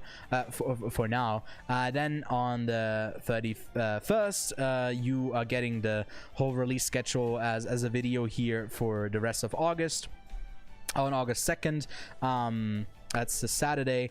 We plan to release episode 230. Now I can't say it properly. 230. Basically a catch-up of what did we miss, which is going to feature Lachlan, myself, and Kevin. And then on August 3rd, we are gonna do a somewhat podcast-like recording of our first favorite first-time watches of July. Maybe you've seen some people do that on at the end of the month on Twitter or Blue Sky or whatever, where they talk about like 4 or 5 movies that they've enjoyed the most, given the highest ratings to. And we're going to talk about that, not just new releases but older stuff. For example, I watched byeeeeeeeeeeeeee this month, which blew me away. I think that still potentially is one of the best endings in any movie ever, and I'm looking forward to talking about that too, with the guys. And that's going to be featuring all 4 of us, so going forward a lot of it is going to rotate in the podcast, with me being the main anchor, although we already have an episode scheduled in August or beginning of September, which I'm not on. So hey, not always me who's yapping. Sometimes it's gonna be Lachlan, Connor, and Kevin. But yeah, that's the content of the week. And then obviously we have more stuff planned that I don't want to line out here, because some of it is gonna come online, some stuff isn't. So be patient with us. We're figuring this out, getting back into like a routine that we're trying to set up. Give us feedback on what you like, what you didn't like. That's very much appreciated. Helps us to see what maybe some people would want to see. Ultimately, I think the goal is that with this channel you get the one-stop sort of place to see, to hear about movies for the first time when I'm introducing them to you, like in news. Then on the new releases lineup, you get to see when something's playing. Then we have a non-spoiler review if you're still not entirely sure if you want to see something, and then we have spoiler reviews for them. So you know, we kind of want to cover all bases, and yeah, hopefully we can do that. Looking at my energy and the time, it's already 12:30. There's a ton of trailers. I might even pop on tomorrow to watch some trailers, or do that another time, but I am definitely not watching any trailers today. Otherwise we would have switched over from YouTube to Twitch to continue watching, but there's just too much. But yeah, some interesting stuff here, some good trailers, and there's also a few for TV. But I think I'm gonna probably call it here. I got some work tomorrow, but thanks for everyone who chatted, who watched, who hopefully got interested in some of the lineups that the film festivals have this year. And again, make sure to follow us, subscribe to this channel, follow us on our socials. I think we're going to be pretty active on specifically Instagram, probably the most, if you want to get the latest news from the festival there. But yeah, all right, that's gonna be it. Thank you so much for watching this inaugural relaunch of Movie News Mondays, and at the latest I will see you live again next Monday. You'll see me a lot between then if you watch the channel, but live I'll be back on Monday. But maybe I'll watch some trailers, I don't know. No promises. As I'm as long-winded as some of the synopsis for Italian movies going to festivals, but it's also poetic in a way. Alright, I'll see you soon. Goodbye. Bye. Bye bye bye bye bye bye bye bye bye bye bye.